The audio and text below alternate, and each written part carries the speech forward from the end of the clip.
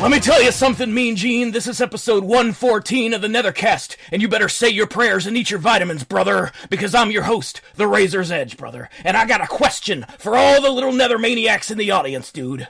What you gonna do when the 24-inch pythons of these co-hosts run wild on you? 'Cause with me tonight, brother, he is a real Canadian. That's right, we got the Shadster, brother. We got Django Mania, dude. And we got Hollywood Smoke Man. 'Cause when you're in the Nethercast World Order, brother, you're NWO for life. How we doing tonight, brothers? Did you type that out? I may have typed all of these out beforehand. This sounds very, very well rehearsed. I mean, I am impressed as much as I am disgusted. Listen, you've heard whenever they get on the mic, sometimes that's a hot mess. Knowing what you're going to say beforehand is good, both in our case and theirs. Otherwise, you get that we lost the guy in the comments for that last time. Just gonna lose more people now. We have plenty of people who ask me to do it. If we lost someone for that, then they don't deserve to listen to the show. Yeah, it's for the best. Enough. This is a feature, not a bug. Yeah, for real. This is natural selection. This is for the best. I know dudes in QA who might argue that, but anyway, how are we all doing tonight? Man, I am doing fantastic. I just need to get some Raiden skins and I'll be even better. Good luck with that shit. Yeah, I know, it's tough. I have still not seen every ending in this fucking game.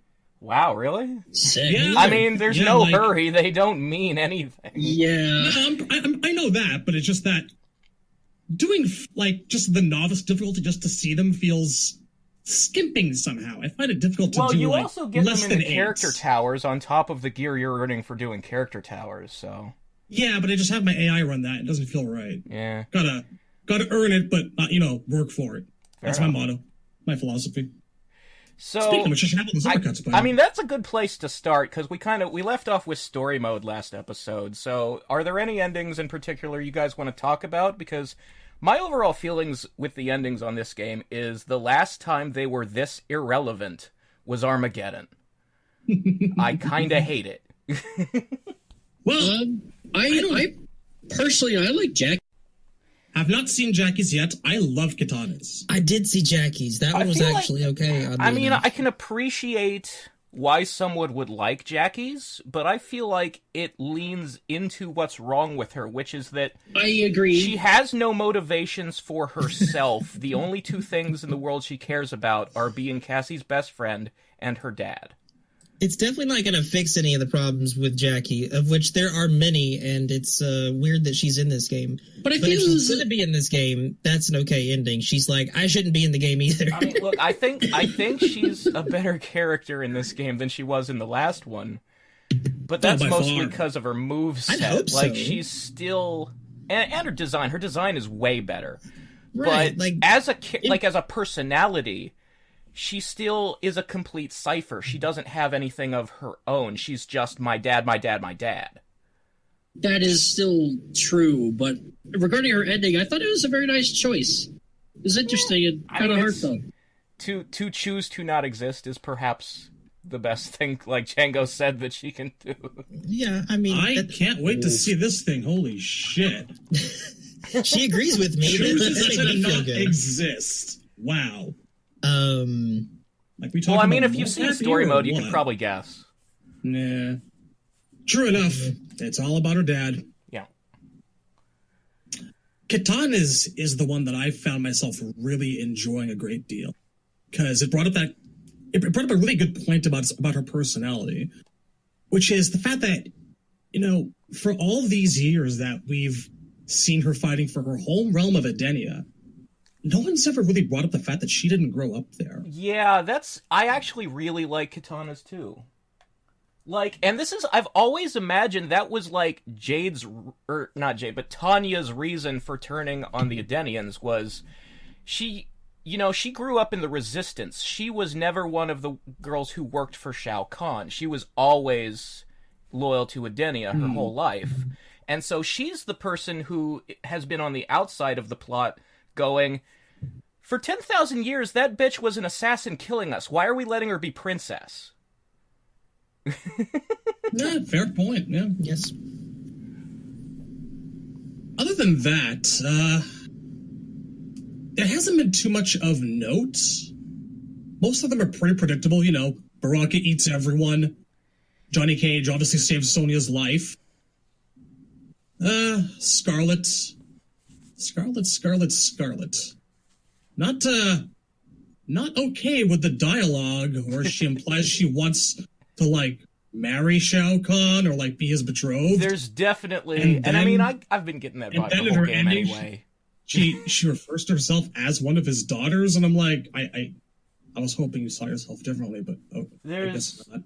Okay. I mean, she's never been less related to him, but at the same time, her point of view on the situation has never been creepier. Cut me, Daddy. I just don't fucking like Scarlet in this game. No, I'm actually real salty about the orphan love thing. Scarlet in this game. I liked her so fucking much better when she was Blood Ermac. She had the more best thing. potential for character development, in my opinion. She's like a fucking character I want to watch. It's like with Jackie and Jax. Now she's this dude Shao Kahn Lamau all the fucking time. God, she's so sick. I can tolerate all of that. What I can't tolerate is Kung Lao. Jesus, fuck me. It's just... I kind of like douchey Kung Lao, and I've been saying that for years. Okay, yes, I can get behind it too. But the concept of Flanderization? Yeah, he is more extreme in this game than he has been. It's constant. It's like every other line. Every I don't necessarily like the bits where he's like, oh, I'm better than the Great Kung Lao. Who is the Great Kung Lao? The Great Kung Lao? The Great Kung Lao? Well, here's the ones that bug me, are the ones that reference that impossible MK9 ending that said he's a reincarnation. So just in case anybody doesn't know what reincarnation is, when you die, your soul is reborn as another person. Now, the Great Kung Lao's soul was stolen by Shang Tsung. And our Kung Lao was born while Shang had that soul. So he cannot possibly be a reincarnation. Also, there are moves in this game where the ghost of the Great Kung Lao shows up to fight for him. Now, that can't be his own soul. So make up your fucking mind, NetherRealm. Well, what happens to his soul when Shang Tsung died? Oh, it's free now, but Kung Lao was already born at that point. Like, the problem is the gameplay depicts him, like, with the original Kung Lao as his ally from, Beyond Death. Yeah. The ghost of the Great Kung Lao shows up to fight for him, which makes sense. So how is he his reincarnation? Because Shang is dead, and that soul is free to run around and do stuff. Right. It's the conflict is both. What I'm saying. Like, he never could be a reincarnation, and this game doubles down on that by making the character a projectile and an assist attack, and it still tries to insist in dialogue that he is. Waka waka. The intros in this game are dumb. I mean, they're not Injustice 2 dumb, where it's all mix and match of canned words, but...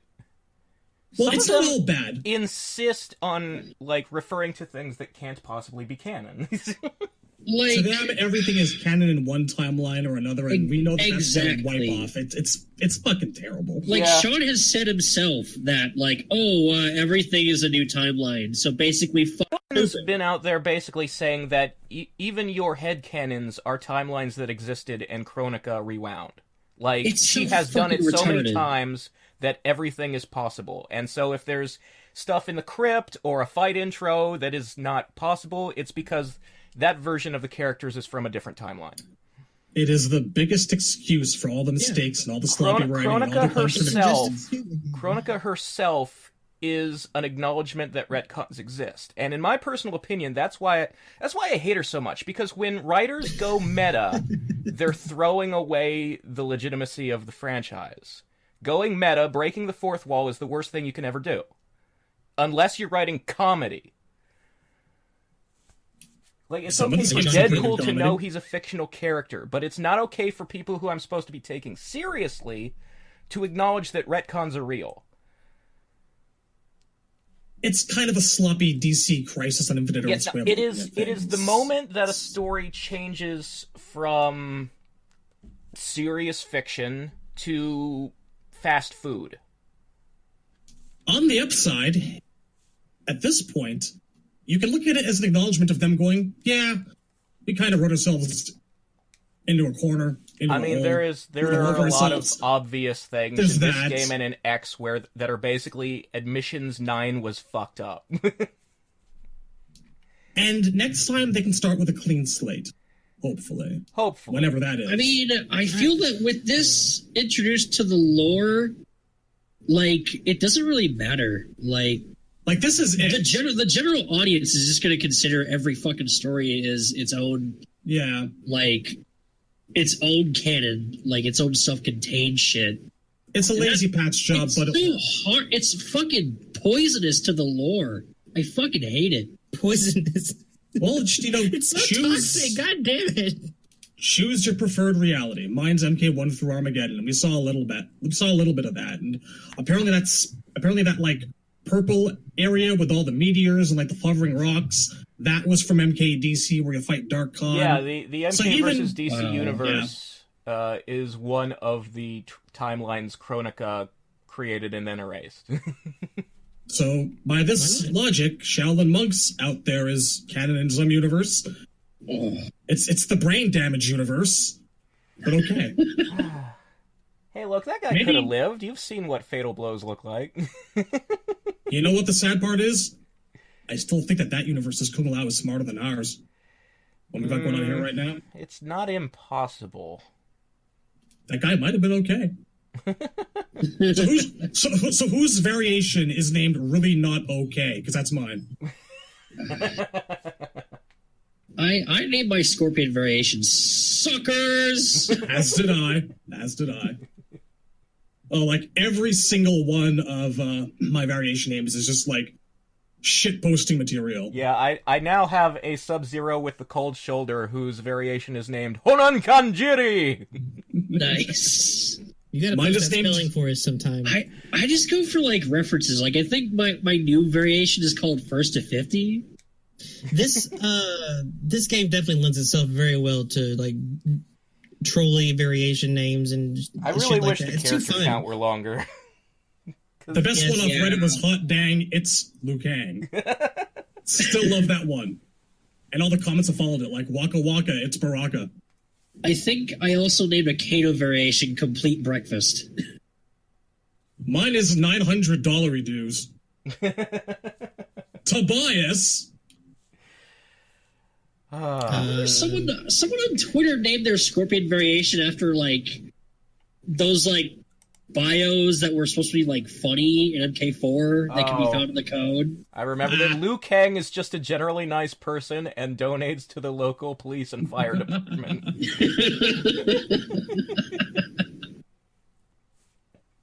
Hey, you know there's a fuck Devore Reddit? That's awesome. I mean, what isn't there a Reddit for, really? That's a lot of salty Scorpion fans, folks. Okay, hold on. Oh, those are Melina fans. Don't even pretend. Oh, never mind then. Oh, I feel kind of dirty now for joining. I don't have a Reddit account, but I'm considering signing up for this. We could all band together for the common cause. The death of a horrible Mary Sue. Gotta say, though, did like her ending. It was basically Attack on Titan. I liked her little commentary. It's like, who are the real vermin, you know? The humans who kill each other all the time? I know that... We're bugs. Here's the thing. We just live our lives. Every bug that lives in Devora's body is, like, under her control. But out in nature, bugs kill each other more than we kill them. Well, she's talking about, like, the internal hives and shit. And I get the point. Like, you're supposed to picture ants working for the good of the queen, all in tandem, all in harmony, except for those instances where, someone's crippled or useless, so they just take them apart for the good of the hive. Here's my argument, is Devora's already literally immortal. Why does she need to be gigantic, too? She's just that angry. I get, wants to step on people, doesn't like being called vermin. It's just, she can already kill anybody in the blink of an eye. What the fuck? I get foot fetish vibes from this fucking ending. I don't like it. What? Let's really not. I have some thoughts about the fact that Devora's feet are high heel shaped. Like, she's not wearing high heels. Her feet are just that shape. Somebody on the art team might have a thing. Dude, Jackie's shoes. PTSD? Jackie's shoes. Might is not on the table anymore. And that is why Jackie's default is erased. I didn't know that Quentin Tarantino liked Mortal Kombat. It could be Joss Whedon. Can we just not? So, how's everyone still finding the grind? I hate it. I hate it so bad. I just want the skins I want, for fuck's sake. I mean, I'm fine, honestly. I got into Shang's throne room, so I don't really care. Yeah, I have opened every single chest in the crypt. I haven't refilled any of them. I've just been spending my spare money on the Knocknotten shrine. But, to empty out the entire crypt and still not have all the skins that are supposed to be in the crypt is bullshit. Sorry, kid. I haven't quite gotten to that point yet. I've got a bunch of soul shrines still left to open. Soul monks, whatever. I have a fair number of heart chests left, but not that many. They're winding down. By the way, guys, check your lockpick for check your inventory for lockpicks. Because, that's a free heart chest. And it becomes so rote to just keep going through all of those rewards. I don't care. What gear did I get? What skins did I get? I'm like, wait. I have lockpicks in inventory. Yeah, it's... free swag! It wouldn't bother me if there were less throwaway skins taking up the space, and I'm always winning, purple and gold Sub-Zero instead of a real fucking Sub-Zero outfit. So can you get doubles now? Is that confirmed? I've seen getting double gear out of the shrine. I haven't gotten a skin I already own yet. Okay. But, I finished all 30 of the gauntlets and got the God Liu Kang skin. That was... not fun. I'd never have to do it again, so... I mean, that's the upside, is once you've done it, you never have to go back. It is the least fun... This is called a video game, right? The word game is in there? I took one look at that, and I went, I'm just going to let my AI handle it. And there are some things you literally cannot let the AI do, because you need to, noticed. End the fight with a fatal blow, or you need to get this many crushing blows, or whatever, It's... I've hit the point where it's Jackie and Cassie, and there's a bunch of assists for each of them, and they're firing missiles at you. It's not very far in. I've been putting off the gauntlet for that one was. Do you get any other rewards for the gauntlet? Do you get any win poses or anything? Well, as you get a lot of skins as you go through. I don't know how many of them are really worth a damn. I did get a decent katana skin. It's sort of like her story mode one, but it has bare thighs and a loincloth. I thought someone said that Sub's classic win pose was through Gauntlet. Oh yeah, I did get Sub's classic win pose, and I didn't know where I got it. It must have been Gauntlet. I know his plastic mask is in there. Well, what plastic mask? They're all plastic. Yeah. The Mythologies mask is in a tower that's up every day, pretty much. Not that one. The other, the Grandmasters, whatever it's called. Oh, the MK2 really one? do have to do this fucking gauntlet thing, don't I? I did get the MK2 one, so... I like how they call that MK2 when there's a literal MK2 mask for Scorpion. They could have just copied and pasted. The one that I got was it was Lin Kuei Grandmaster, because it was pretty sure it's the same one that the Lin Kuei Grandmaster wears in Mythologies. It's just red, but it's the same. No, the style. one the Grandmaster wears in Mythologies is the Mythologies mask. It's the same mask Sub-Zero has on in that game. It's just red. Is it? Yeah. You're probably right. So you're telling me is a lot of the good shit is in fact in the gauntlet? Some good shit, yes. Shit, dog. The OG Cyborg's mask. Just the face part, though. Yeah, there it is. Beautiful. What? Anyway, yeah, I got it. What? I didn't find Gauntlet that hard. The biggest advice I can give to any of us having a conversation about gear is don't bother learning the names because no one else will. Just describe what it looks like. It's that Sub-Zero mask that's blue. Yeah. I do appreciate them going out of their way to really dig into the lore a little bit and name shit after stuff. Yeah, but they gave it names that don't mean anything. Like, Raiden's default amulet, Shinnok's amulet, is not called Shinnok's amulet. It's like lightning vest jewel or some shit. Thunder vestment or something like that, yeah. What fucking why? I just like the little lore shoutouts, regardless of whether or not they actually make sense. What matters is what your character looks like. It would have been so little effort to just give them the right names, though, you know? Like, I prefer, like, if there's, like, a classic, like, gear piece, like, just call it, like, MK2. Well, some of them are shit. called classic, but, like, Sub-Zero has more than one classic mask, so... Yeah.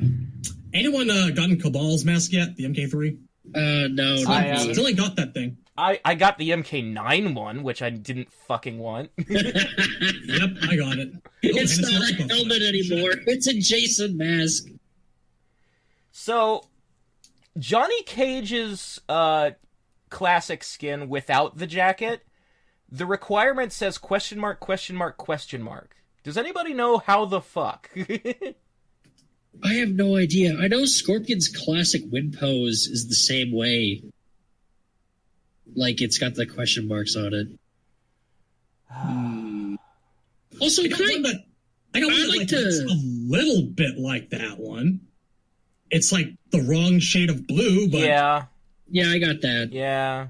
It's got, like, teal highlights or whatever. It's your poor man's classic Johnny Cage. Also, I'd like to fucking blow up the shrine for a minute, because people have been telling me that, like, oh, just donate, like, 10K and you'll, like... No, it's not 10K. It's 100K. 100K, whatever, like the highest amount you can. Yeah. And they said you'll... It's a 90% chance of getting a skin, okay? And 90 times consecutively, and all I got was fucking shitty consumables and augments. Well, look, that's just RNGesus giving you the finger, man. I don't know what to tell you. I've dipped 100,000 in there all of once. I've actually never not gotten skin from donating 100K. Yeah, I've always gotten a skin. Fuck you then, Razor. I got a gear piece. The one time I donated 100K. That was it. If you want gear, 75K will get you gear. Yeah. Do we know where Kato's classic eye is, or? Nope. I mean, his default eye looks almost exactly the same as his classic eye, so I'm not in a hurry for that one. I want the MK9 eye, because I've always kind of liked MK9 eye. I mean, I don't think it blinks and does the camera shutter thing in this game, but the memory of it doing that amuses me. The 9 eye is okay. It looks Well, it's the reason I like the 9 eye is it's based on the Deadly Alliance eye, but like there are details that are slightly off about it. I would rather have the Deadly Alliance eye. Well, it has these specific grooves in the forehead that I like. I got it, but it's gold. Just keep checking that store. Keep running them time crystals. Hang on to like 2,000 time crystals, just in case. I think it's a good idea. I've had, like 2,500... There's like an intro or win pose in that thing, like every day. So... I didn't Garrus shit. I didn't check yesterday. Does everyone know what was in there yesterday? It is very often Garrus shit in the Time Crystal store. That's true. Why are they pushing Garrus shit so much? I don't want Garrus shit. Fuck off. Well, I mean, would you rather accidentally be earning Garrus shit that you don't want, or would you like to get it when you want it? I mean, I'd rather get Garrus shit than Cetrion shit, so... Apparently, I'd rather get Garrus is pretty high tier. Like, people at Combo Breaker, everybody's going to play either him or Sonya, so... Nice. It's going to be real boring. Probably means they're on the first for the nerf block, but we'll see how that shakes out. I'm curious to see how that's going to work. If they touch my baby Baraka, I swear to fucking God. Baby Baraka. That's the scariest thing I've ever imagined. We all found our mains at this point? Yeah. Definitely Liu Kang. No surprises there. We'll see. My secondary is Liu Kang, actually. I have also been enjoying Kung Lao, just as I have for the past couple games. I know Tim is mating Kung Lao. Kung's a lot of fun, actually. He's really he is. He's a fucking... He's really smooth. He's a bitch. I've always enjoyed the Ip Man punches thing. That was one of the best new features that they gave him going forward. Yeah. I'm still tossing up between Noob and Scarlet. It's down to those two. Problem is, now, because I'm playing Noob, I feel guilty. Yeah, that is kind of the one. Like, Noob is the guy I use to AI crush all the towers, but... What do you think is going on right now 3 feet to the left of me? Just endless, and I'm just racking up those fatalities so I can impale some heads.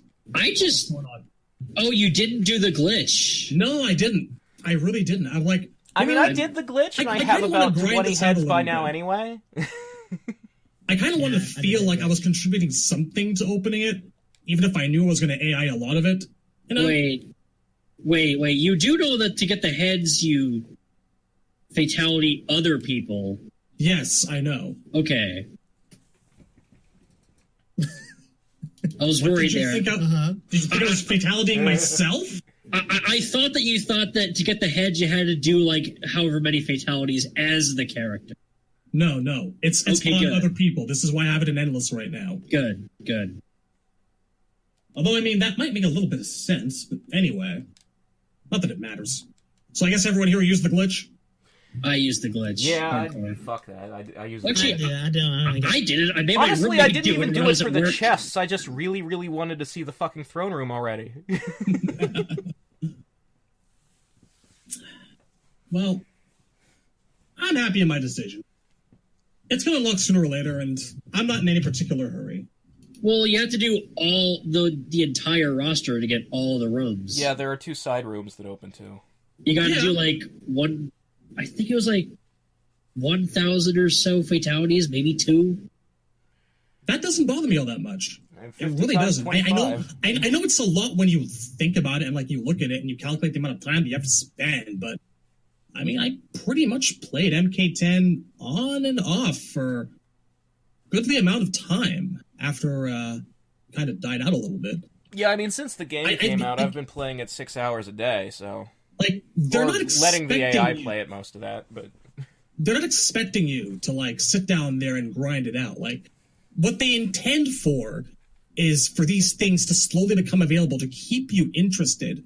But, you know, everyone wants to see the awesome shit right away, which is totally understandable. So, it's a bit of a catch-22. The thing about costume design is that people don't want to look at a character they don't like the look at. They want to change it right away.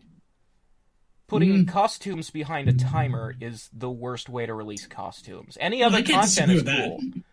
That's definitely the reason I did the glitch. Like, I don't care about your fatalities and shit. I'm gonna go play Sub-Zero online, and I need him to not look like a tard bitch. See, that's the thing. I haven't played anyone yet because I don't feel like I have the Noob Cybot or the Sub-Zero or the Scarlet that I really want to bring against people. And I still need to build the grossest possible Devora just for Temp's amusement. Yeah, Smokeman has on a couple times asked, hey, you want to play? And I'm like, I can't. I need costumes. I have not done online. I can't until my characters look the way I want them to. Do you not have... Do you not have Game of Death Lou? I have Lou's I'm happy with, but other characters. Why would I go online when I'm not going to earn skins online? I could be spending that time like, achieving something. Yeah, that's the problem. Did you get the MK2 Lou finally? I only have the one with the shirt from story mode. I have a shirtless Lou that has. Well, so there is a thing. black If you color have the to it. one where he has red pants with black stripes, and you press start when you pick him, you get the black pants with red stripes. I got that with Sonya. It gives me the classic Sonya with the green and black. Yeah. Does it really now? Yeah. That Just is press start. neat. Yeah, Just press start flips the color scheme. Sons of bitch. Secret tech. Right? Yeah. Doesn't help me very much so far with Sub-Zero, but that's cool. Yeah, I've Sub-Zero is... I feel like of all the characters, in terms of like getting skins to make them look good, the system fucks Sub-Zero the most. Because which is kind of a so shame. many of his skins are shit. They are. I've got one or two subs that I'm happy enough with to go online and play people and whatnot. I have questions about their choices for color schemes. Sorry. Like, with Noob Saibot, they were intelligent enough to like go, various shades of black, brown, silver, gray. Stick with a theme. Yeah, at least every shade of Noob Saibot is dark, and they didn't pull that deception shit where he has human skin in any of them. Sub-Zero, it's like someone vomited all over a Jackson Pollock.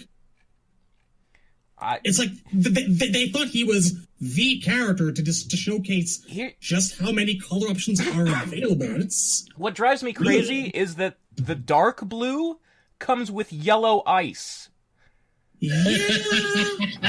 That is the biggest dick move.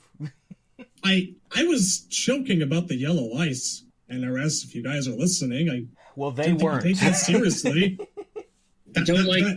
You don't want to play with frozen piss, Razor? That was a thing that was always meant for rain, and we all know it. I do not want to hit people with the yellow snow axe. That's not go see if I what I came to the party to do. About.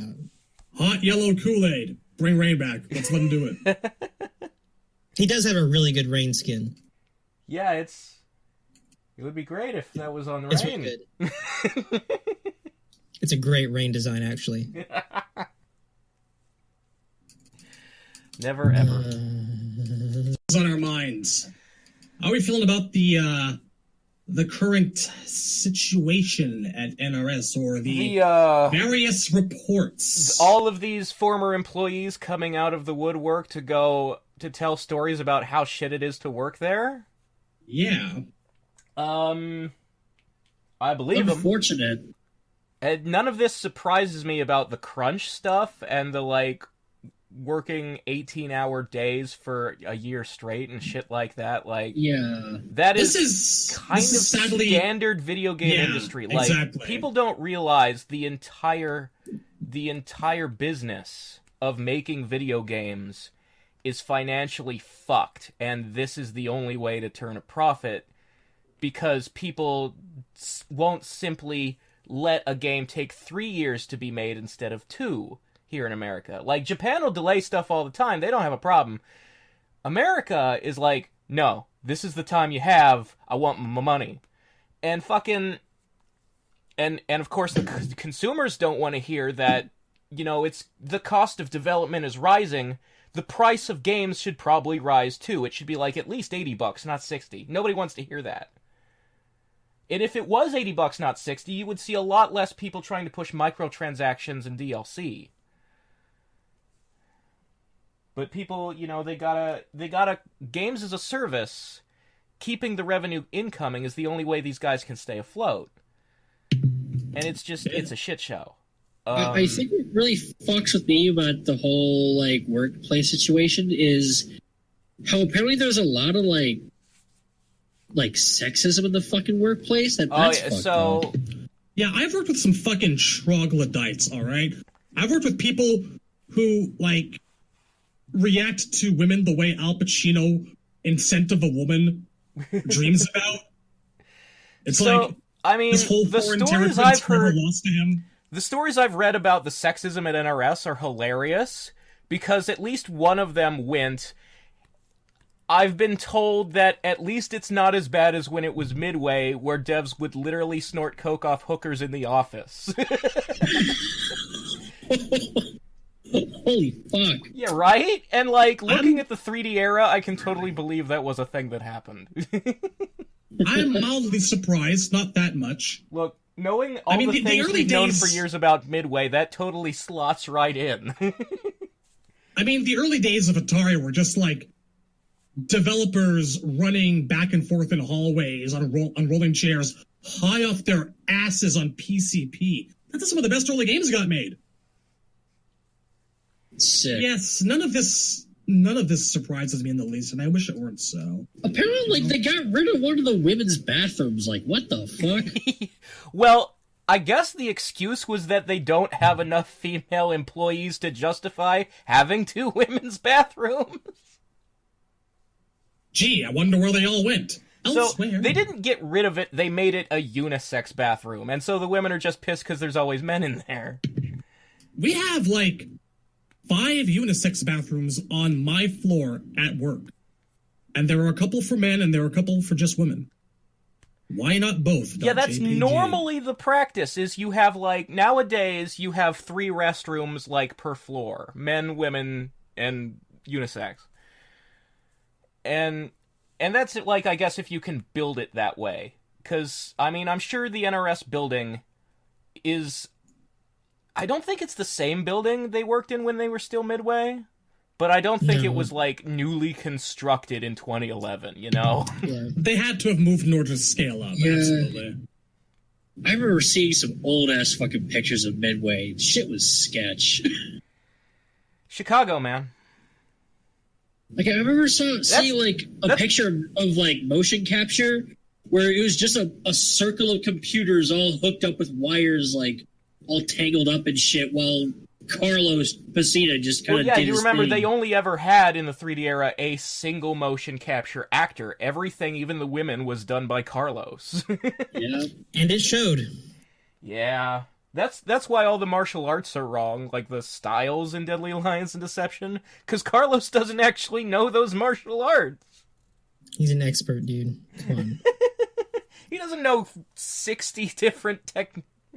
Show some respect, goddammit. Yet to mocap? Alright. Are you telling me that he doesn't actually know how to wield a Devastator sword? I'm offended. He might not.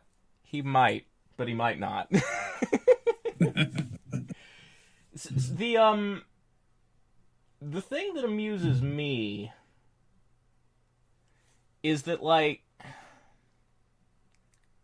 So, some of the stories coming out are these guys who work on the gore, like these artists who say that studying, like, crime scene photos and like, ISIS beheadings and shit like that to know what the inside of, like, what the gore should look like has, like, given them nightmares and PTSD and shit.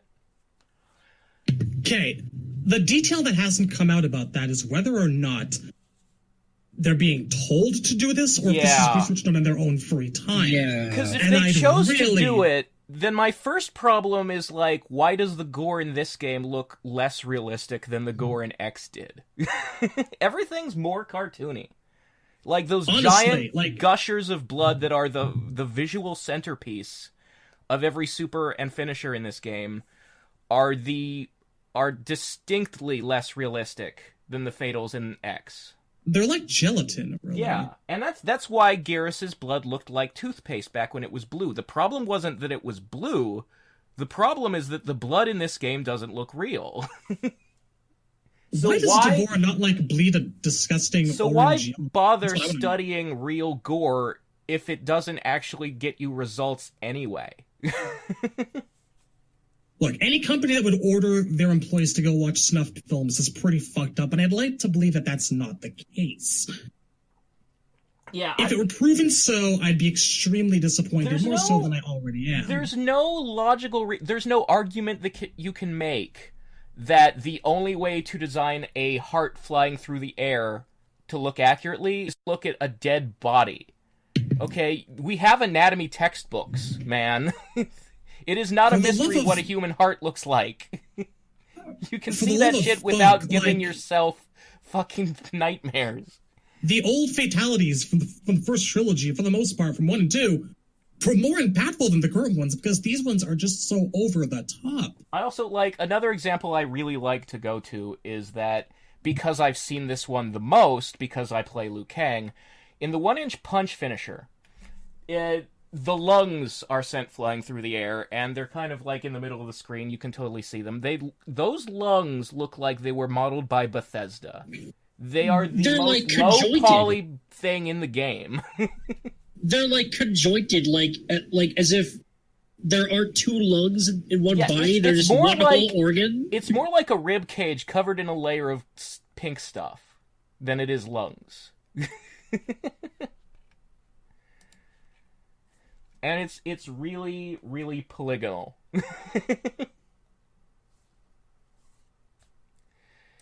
But yeah, I would really like to know whether these guys were, like, forced to look at real-world gore? Or if they chose it. Because if they chose it, then they need to shut the fuck up. They probably chose it. Like, I don't see them actually sending out emails I can't actually imagine a workplace where a person can force you to look at ISIS beheadings.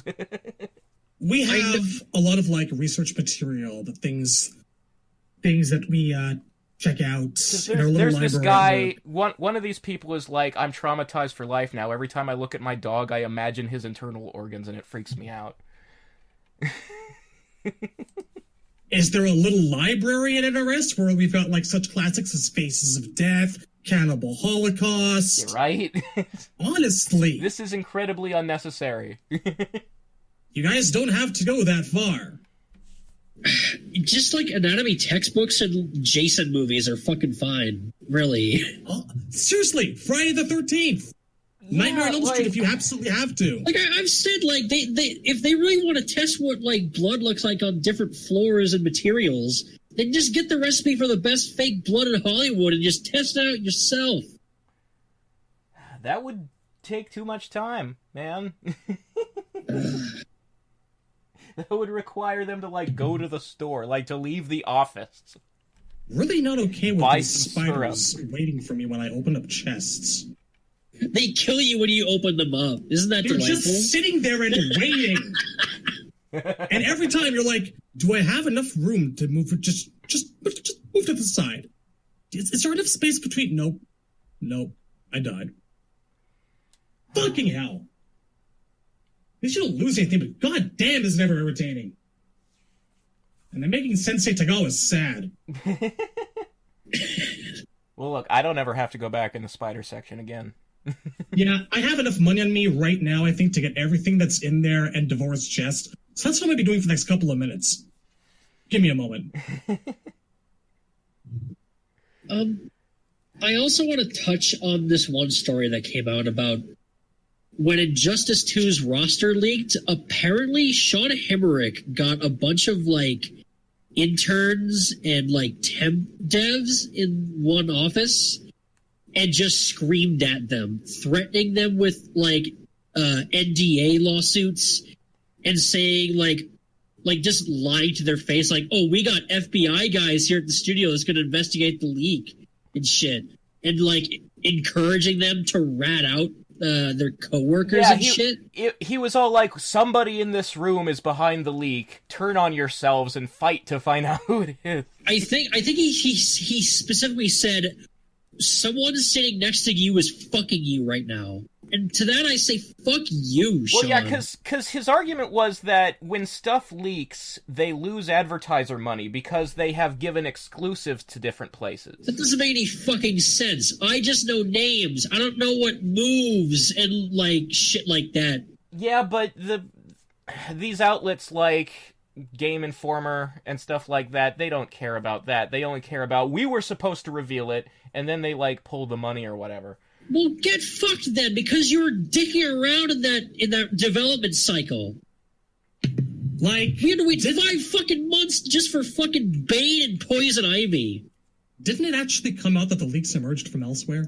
It emerged. No, for Injustice 2, it was a mobile dev.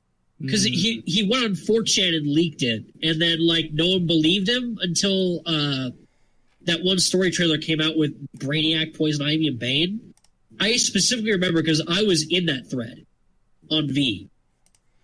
That dude leaked it because he was like, fuck NRS, these guys are going to fire me anyway. I'm just a shitty mobile dev. I'm leaving anyways, so here, fuck them. So the guy specifically said, I'm leaving anyway, and Himmerich is still like, somebody who works here is the culprit. Yep.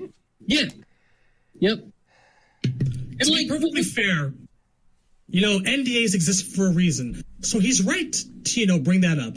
But when things happen, I mean, the company I work at has stuff leak all the time. We are never yelled at. Well, they never gather us into a room and scream everyone's head off. Well, that's just not fucking done. Here's the thing that... Hang on, wait. Okay. We get a polite reminder of, the dangers, like the losses, things like that, advertising revenue. It's marked high priority, and if there absolutely has to be a meeting, there was a meeting. I mean... See, that's how a business runs? Confidentiality is, we're constantly reminded of the need for it, We have an obscene amount of security measures. So much so that sometimes, logging in another computer becomes a pain in the ass. That's how it is. That's what it should be. Yeah, see, you work at a place where people actually are professionals. Everything we know about NRS internally, or have heard from these people and others, is that it's a very dude bro culture place, and that Sean Himmerich and fucking Lansdowne and 16-bit are these total, dude bro jock, kind of bullies. That's hilarious considering what 16-bit posts on Twitter. Yeah, I mean... retweets. Ever since he got skinny, I don't know what influencing him to live his life this way, but he's gotten weird. Look, he literally said that turning Kung Lao into a douche was the best retcon ever, so he and I were not going to be friends anytime soon. Well, I think... Sean Himmerich, Sean, I know you're not listening, but if you are, get fucked. You're a disgrace, okay? I also want to bring up that, honestly, even back in MKX, when he was driven off Twitter, he was being a fucking diva bitch. Honestly... The thing that always amuses me about Himmerich and how much power he has is he's not even an original Midway guy. His first game was Shaolin Monks. He originally worked for fucking Paradox, which was a California studio. That is the only reason I say fuck the guy, because he's not one of the original members. Not at all. Not by a long shot. And yet apparently Ed answers to him. Yeah, his credit is studio producer, whereas Ed is lead... Creative director. He probably handles the shit that Ed doesn't... Ed strikes me as the type to want to be involved and have his hands on the franchise and, actually, be involved with how it looks, how it feels, but, the okays for everything come through him. He doesn't want to handle the business side of shit. We know he doesn't like firing people, but I would have really liked to believe that he's heard all this stuff and maybe just kind of has that power, that kind of veto power, because Ed, I think maybe one guy does need firing. Somebody needs to clean house over there, and... If Himmerich is above him, he's not going to fire him. That's if Himmerich is above him, which I have a very hard time believing. I don't think it's possible for Himmerich to be above Ed. Yeah, it seems like Himmerich is in the position of the businessman, the guy who handles the money and the producer on a movie, whereas Ed is the director on the movie. And here's the part of these employee horror stories that surprises me is Steve Barron, who seems like the nicest, shy, quiet guy in the world. Apparently, he's notorious for telling intern artists and temp workers, stringing them along that if they do enough of this and this and this, they will get a full-time position, and then never giving them one. Which, that's not necessarily actively malicious. That could just be being too much of a coward to tell people bad news. He's saying what will keep them happy in the moment and working their jobs, and then, trying to spare their feelings, and then at the very end they're bitter because why did you not just tell me the truth, man? I hope that's the case. I'd like to think that he does it, like, out of ignorance, maybe, because Steve was the nicest guy to us when we went to LA. Yeah, and very cordial, Steve is, very friendly, and I don't want to talk shit about him. Of the original developers, Steve and Vogel are my two favorite guys, like, other than Tobias, who doesn't work there anymore. And that's another thing. On this game, I was looking at the credits. Vogel is no longer involved in story and writing side of things at all. He's now in charge of the storyboards for story mode cutscenes, I think, is what he does. Huh. Well, that explains a lot. This is a lot like finding out your cousin runs a sweatshop, isn't it? Yeah, at this point, Sean Kittleson and Dominic Ciancolo did the script, all the story, all the writing, intros and crypt stuff too, all by themselves. It's just the two of them. Whereas it was 4 or 5 guys on MK9 and X. Like, almost all those guys are gone now. And that's why none of the MKX endings are canon, and that's why a lot of things have been retconned. Because, like, if Brian Chard had a plan for that guy in Jade's ending, that plan left with him. And so Kittles is on Twitter going, I think the chick in Jade's ending is Jade's mom. Which is retarded. Which doesn't make sense. Not just because she doesn't seem to be like a dream lady with time powers, but because Jade's parents were villains who sold her to Shao Kahn so that they could keep their money and estate.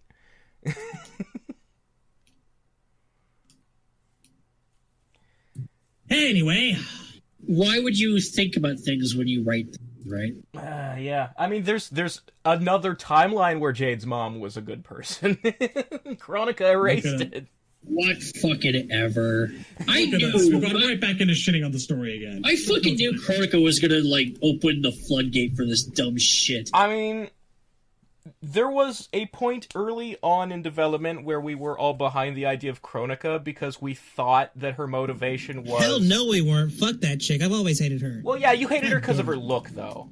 Yeah, that's... I mean, her look is still shit. I hate Time I've always called her a plot device. But no, there was a point where some of us thought that Chronica's story would be that Raiden fucked up with the he must win thing and it has to be undone. And now we know that Chronica's just, like, in fact, the he must win thing was her fault. So... I'm ambivalent about her.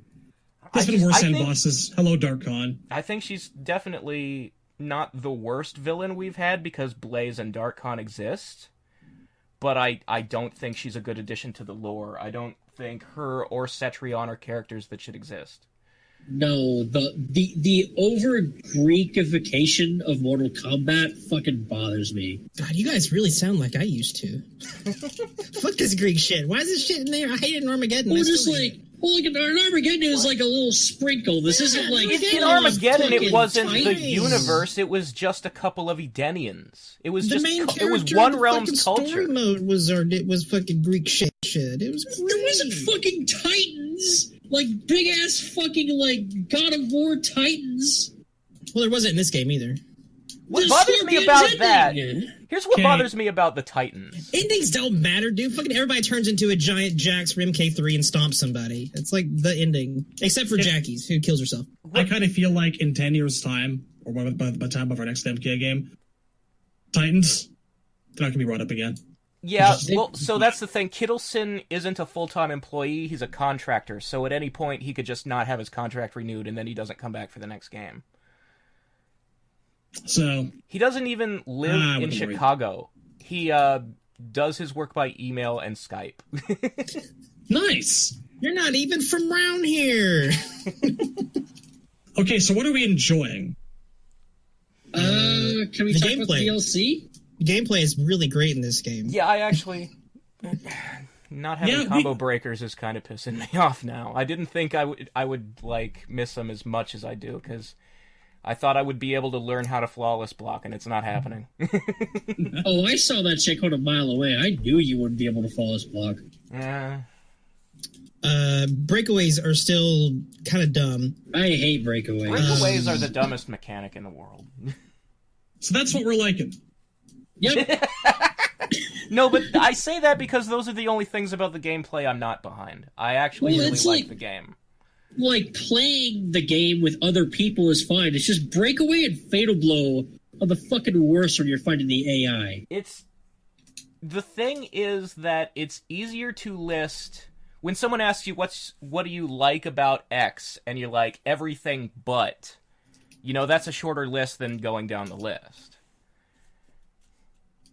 I actually don't have any complaints about the Fatal Blows to the eye, because the second you get them back point, you know it's coming.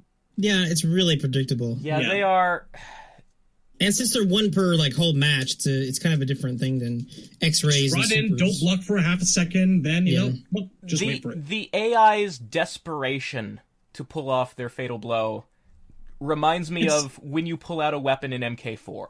Yeah, exactly. Yeah. The rage switch goes on. It's flipped. Man, the computer just fucking mercied me. Yeah, that happens on really rare occasion, doesn't it? I've never seen that happen ever before. Neat. Katana's the a AI bitch. has She just mercied me mercy maybe killed 3 me times again. ever, but yeah, it does happen. Sometimes. Interesting. And here's an interesting thing: if you're doing it on a tower that has a modifier, the mercy will turn off the modifier, and your AI will no longer fight. You have to pick up the controller if it happens to your AI. Whoa, Discord tech. There are some fun bugs in this game. Sub-Zero goes invisible on me a lot. I saw a video of Raiden brutalities, and his hat disappears. Raiden's hat always just flies off, or it's like all the masks. It's because they don't want it to clip through stuff. Well, no, it's like he does a brutality, and in his win pose, his hat will just disappear. Oh, Raiden's the one doing it, and his hat goes away. That's weird. Yeah. Yeah. What's funny about Sub-Zero, whenever he goes invisible, is he still has this misty ice aura around his hands all the time. So when he disappears, that's all that's there. And so you can jump and you can see his arm mist aura go up in the air and jump around. And Sub-Zero's just not there, but you can still see the ice shit. It's really fucking weird. So you're telling me that I can kind of pretend he's smoke? Yes. A little bit. Nice. I haven't gotten that one. I've also heard the game just plain crashes on the PS4 sometimes. I have yet to have that happen. Yeah, it hasn't happened to me, but I've... Are any of you guys on PS4 Pros, though? No. I'm not. See, that's the thing. A lot of people on the Discord, I've been asking them, is your PS4 a Pro? And they often tell me yes. What the fuck? Yeah. That's what you get for going pro, bro. I've seen a feed, definitely. But I need it in 4K! Well, you know what? You don't need it. It's going off. My resolutions! And what gets me is the fact that that's a PS4 TRC. That's a requirement checklist item. Specifically, the game is not allowed to perform any different on a Pro than it is on a regular PlayStation 4. Mm-hmm. Well, it probably you can have enhancements on the Pro that are not there on the regular, but you can't have enhancements on the regular that are not there on the Pro. And a crash on the Pro that does not occur on the regular is especially fucking unacceptable. And Sony tests for that kind of thing. Yeah, somebody must have missed it. No. This is not a matter of missing. This is a matter of Sony finding it, NRS going, okay, we'll fix it in a patch. And I did hear that it occurred much more frequently near launch, so they did try to fix it, and it didn't quite take all the way. So I would expect this to be resolved in a further patch. Just be patient. There's lots of those little things, though, that will be resolved over time. Yes. Again, I've said it a billion times. This game is really going to be great whenever Mortal Kombat 11 XL comes out. Until then, you can smell it's a little rocky here and there. It's not quite as tight and polished. This game is making a real good argument for waiting for the complete edition. It's amazing how this game was apparently 3 months behind. Yeah, that's what I was saying about how it's the still dev pretty cycles good. are fucked. 2 years is not enough time to make a game. The game is really, really, really good considering how much of that kind of barely post beta smells is on the game still. I talked about it a bunch in Warriors Tried it yesterday, but There's just a lot of things in the game that feel that remind me a little bit of like Street Fighter V when it came out and stuff like that. Definitely nowhere near as incomplete as Street Fighter V, but it still has a little bit of that vibe on it. And this feels... But how little they're communicating with everybody and how not transparent they are, like with DLC characters and stuff like that is how they've done with their immediate previous games. Yeah, I think people are surprised that we haven't heard about what's in the first pack of DLC yet. I think the reason we haven't is because they're too busy fixing the game to get to DLC right now. I'm sure it's also being worked on. It's happening I'm sure simultaneously. the characters are being made because that's like you've got character artists and stuff. Those guys don't do the patches; they do the characters. Yeah. What I think is strange is that there has to be like a CG like trailer that's like just sitting there, right? No, they always make that stuff at the last minute. It's really they always make trailers at the last fucking minute. We've seen on Twitter them say that. In this game's dev cycle, they said it a couple times. Like, there's other things going on over there that are slowing the process of almost everything. And like I said, they don't really have a dedicated marketing team. Like, Derek and 16-Bit and Lansdowne, I think, are actually the guys who make the trailers. No, the guy who makes the trailers is a guy named Rigo Cortez. Well, yeah, Rigo. But, like, it's just, like, it's not a team. Like, other studios have a marketing division. NRS is doing their own shit. And I mean, in some ways, that kind of, that benefits them. They do some things better than some other teams do. But I don't know about there's that. a lot of places where they don't. I can't think of a single fighting game whose reveal methods are worse, in my opinion, than NRS. I think they actually did reveals pretty well with this game. But this game still felt weird because there was only 4 months of we had such a short time for them to get stuff out, so it felt better than previous games because they had to. I mean, let us not forget the Jackie Codal situation where that was totally supposed to be a Jackie trailer, but they're like, wait, no one cares about that, so they just renamed it like the Codal trailer at the very end. I remember when. So everybody expected to see Codal's fatal blow and fatality, but it was actually a Jackie trailer. It really was. I thought it was funny because Ed told me on Twitter, right to me, that we're gonna have to give Codal something better, and that never happened. No. Man. But all that said, the game is still surprisingly good for all of these little weird... I think it's amazing. It's definitely a lot better at launch than, like, miles better at launch than Street Fighter V was. And the upside to me is the hope. Oh yeah, there's no comparison there, yeah. The upside to me is the hope that, look, Street Fighter V was alive for a couple years. Whereas NRS games tend to stop being supported by NRS after the first year, and I hope this is the one that goes, like, the distance. That seems that it will be, according to what they've said. That's something they've said over and over and over again. The thing that I don't want to happen, and I don't want to be like Street Fighter V going forward, is, like, Street Fighter V fans are still, waiting for... Season 4, coming soon! Well, yeah, they have been false advertised, too. It's a weird thing, and right now we're kind of in that space with DLC characters. I'm not sure when and what's coming. We know Shao Kahn's coming, but we do know there are at least 6 because that's what we paid for already. Right, but the money is in the fucking. We don't know when or where or who besides Shang. What's happening at Capcom is, I'm pretty sure that the fighting development team is trying to get the rest of this DLC out the door. And I'm pretty sure the marketing division has considered this game an unmitigated failure and doesn't want to put any more money into it. Yeah, I think so. That's what's happening over there. Capcom as a company, okay. Capcom as a company wants Street Fighter V to be over, and Street Fighter V's team doesn't. That makes sense to me because Capcom right now is in this, like, trying to bring themselves back age, like Resident Evil 2 remake and DMC were so fucking good. And then people are looking at the fighting games and going, well, that's the last piece we're missing. Yeah, there's no question that, yes, our DLC is coming, and it's not that situation. It's not as ambiguous and a mystery as it is over with Capcom fans, unfortunately.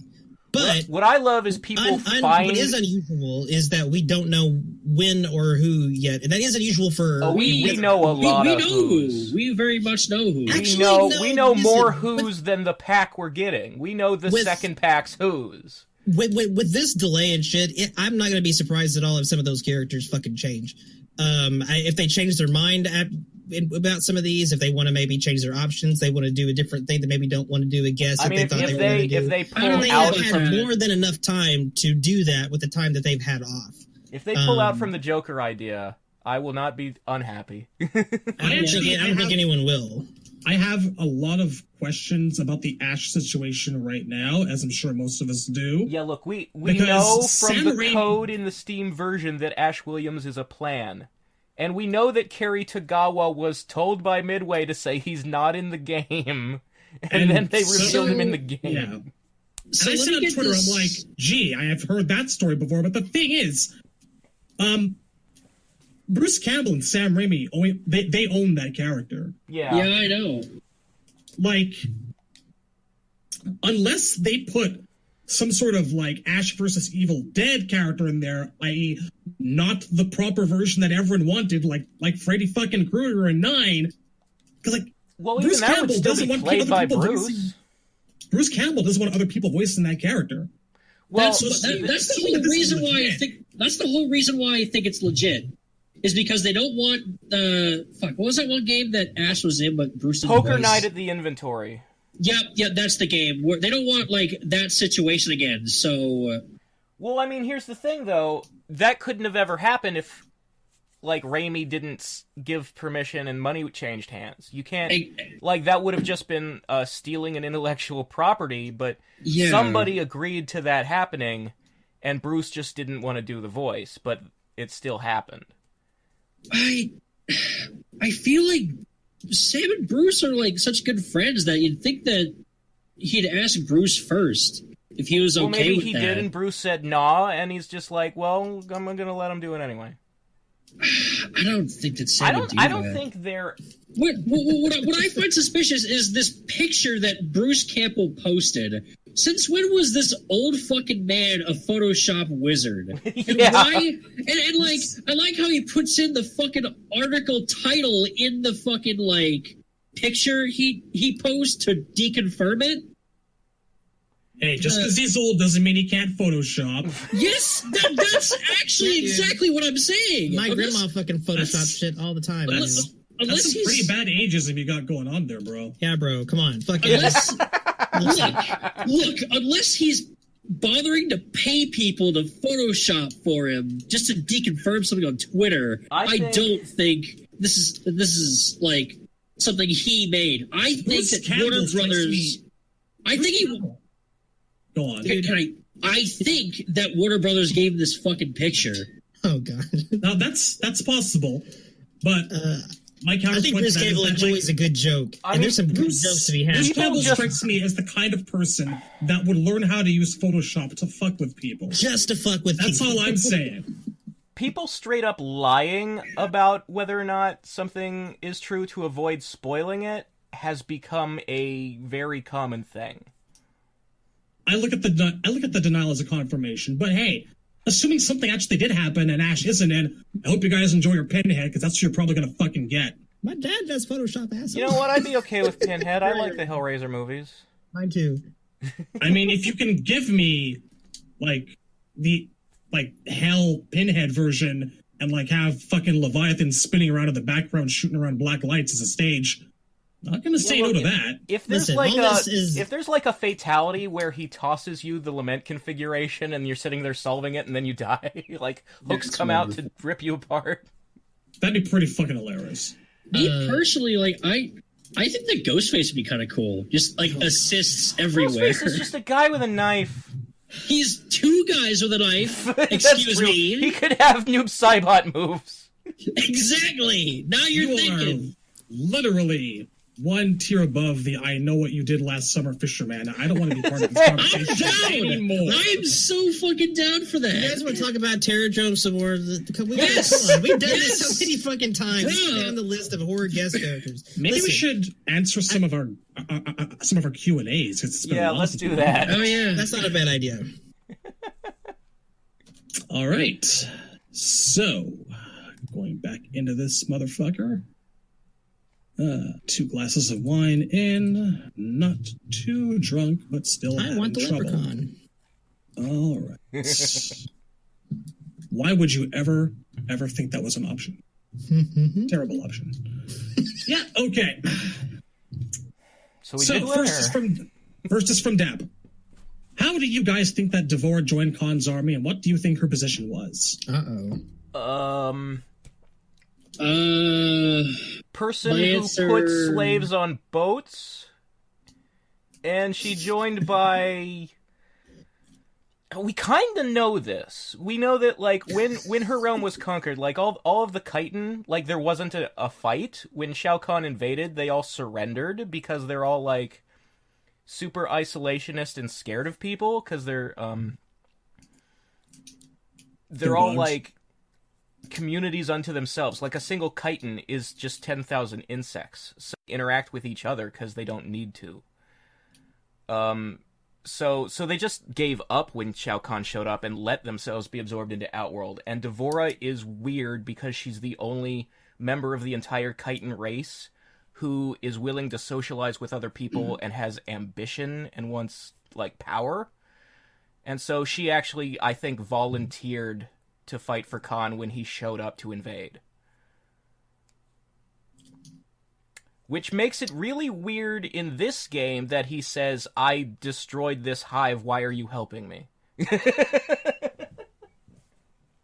It's, yet again, one of those things that kind of throws the MKX comic into a bit of a question. Well, it happened in a different timeline, but Chronica got rid of that one. Exactly. I see. Thank you, Razor.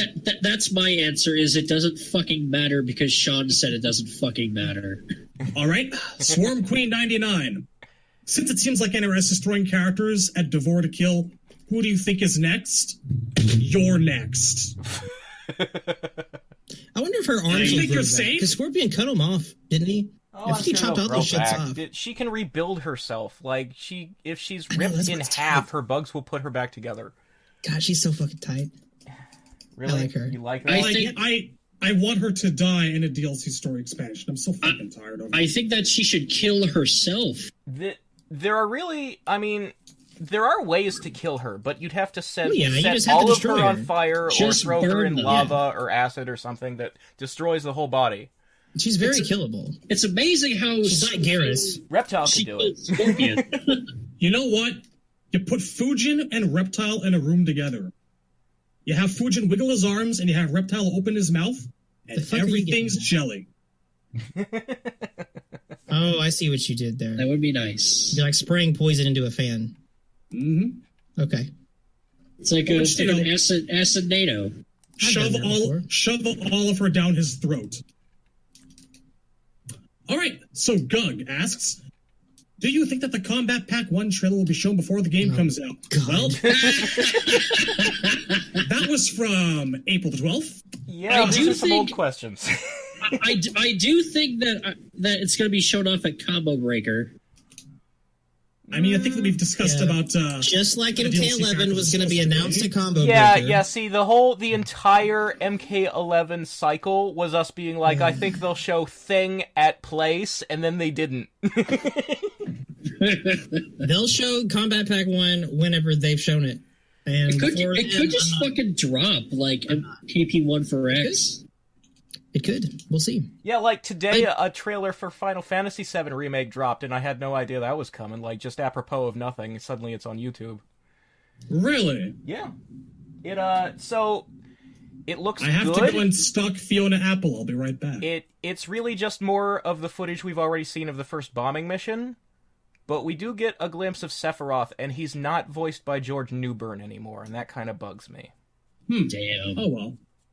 All right, so Chuckles. No soups for you. Yeah. What do you guys think of the more involved zoning of Cetrion versus the less thought-demanding zoning of someone like Noob? Not to say Noob is completely devoid of strategy, just that is one more thing about setting things up to be put in a favorable zoning position, while the other is more about constantly throwing out oppressive projectiles to cover every avenue. Django, you want to cover that one? Is this another pre-launch question? April 12th. Yeah, okay. I don't think that's a problem. I think people are kind of okay with it, and Cetrion's she's dropping tier list all the time.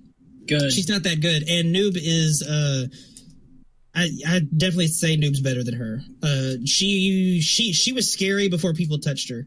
Yeah, she's not as scary She now. just looked like too powerful a zoner. It turns out that Salad Tits is kind of a chump.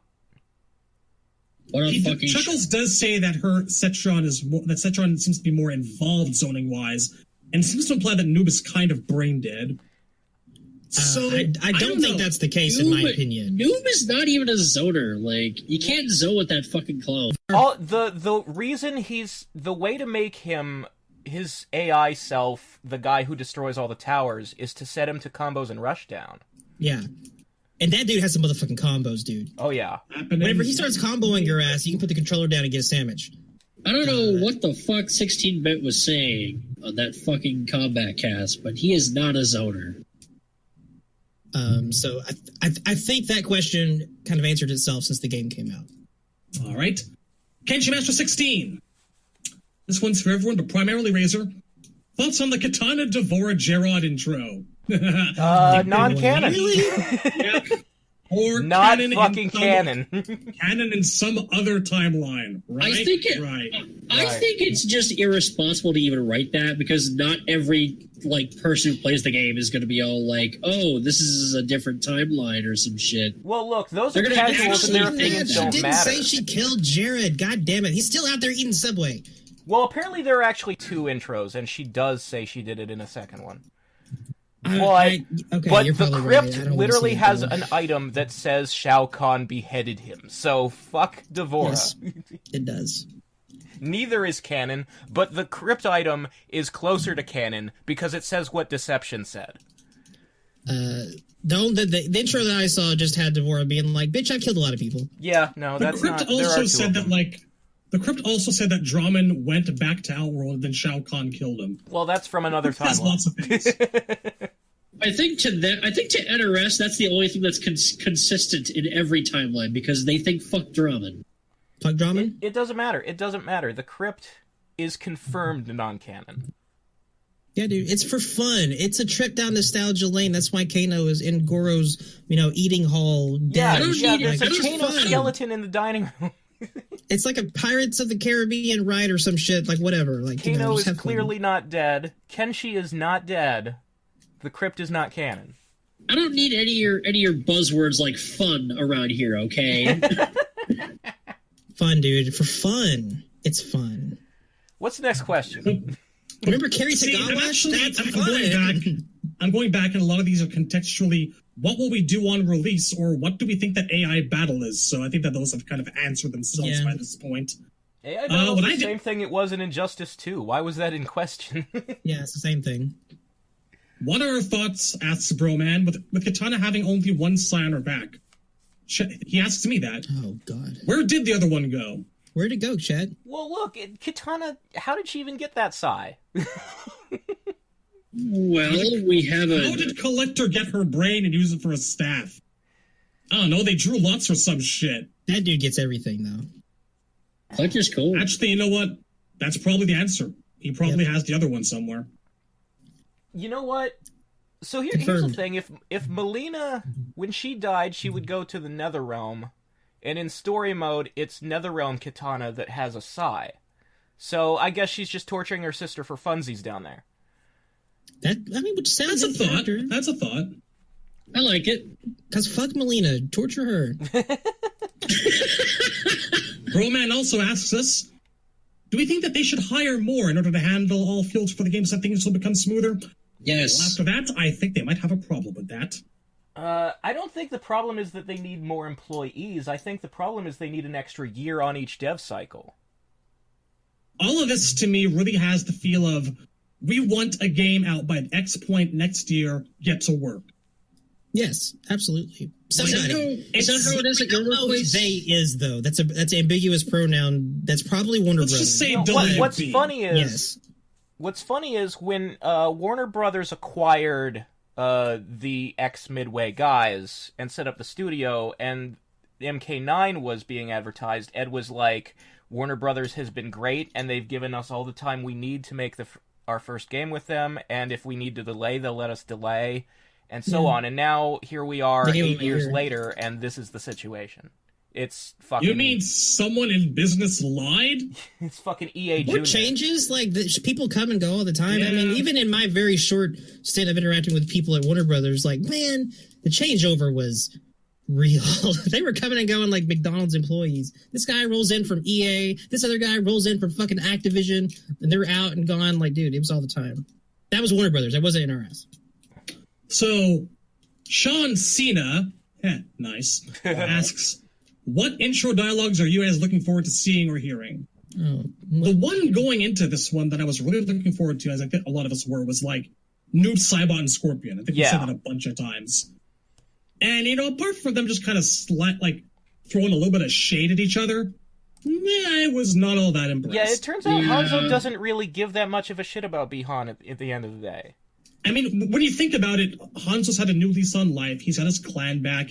He's living. He's got people to care about again. He's happy, and he's finally moved on past the death of his wife and child.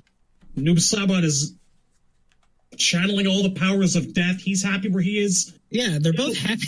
For the most part, they're where they want to be. I think Noob's happier than he's ever been. So, I don't know why he would hold a grudge on... But intros are non-canon, apparently, so who fucking cares? Dude, listen, give me the shit I want to see. There's a timeline out there where Liu Kang is barefoot. I've never seen that timeline, but I kind of want to. What's going on over Barefoot, there? and he has tattoos.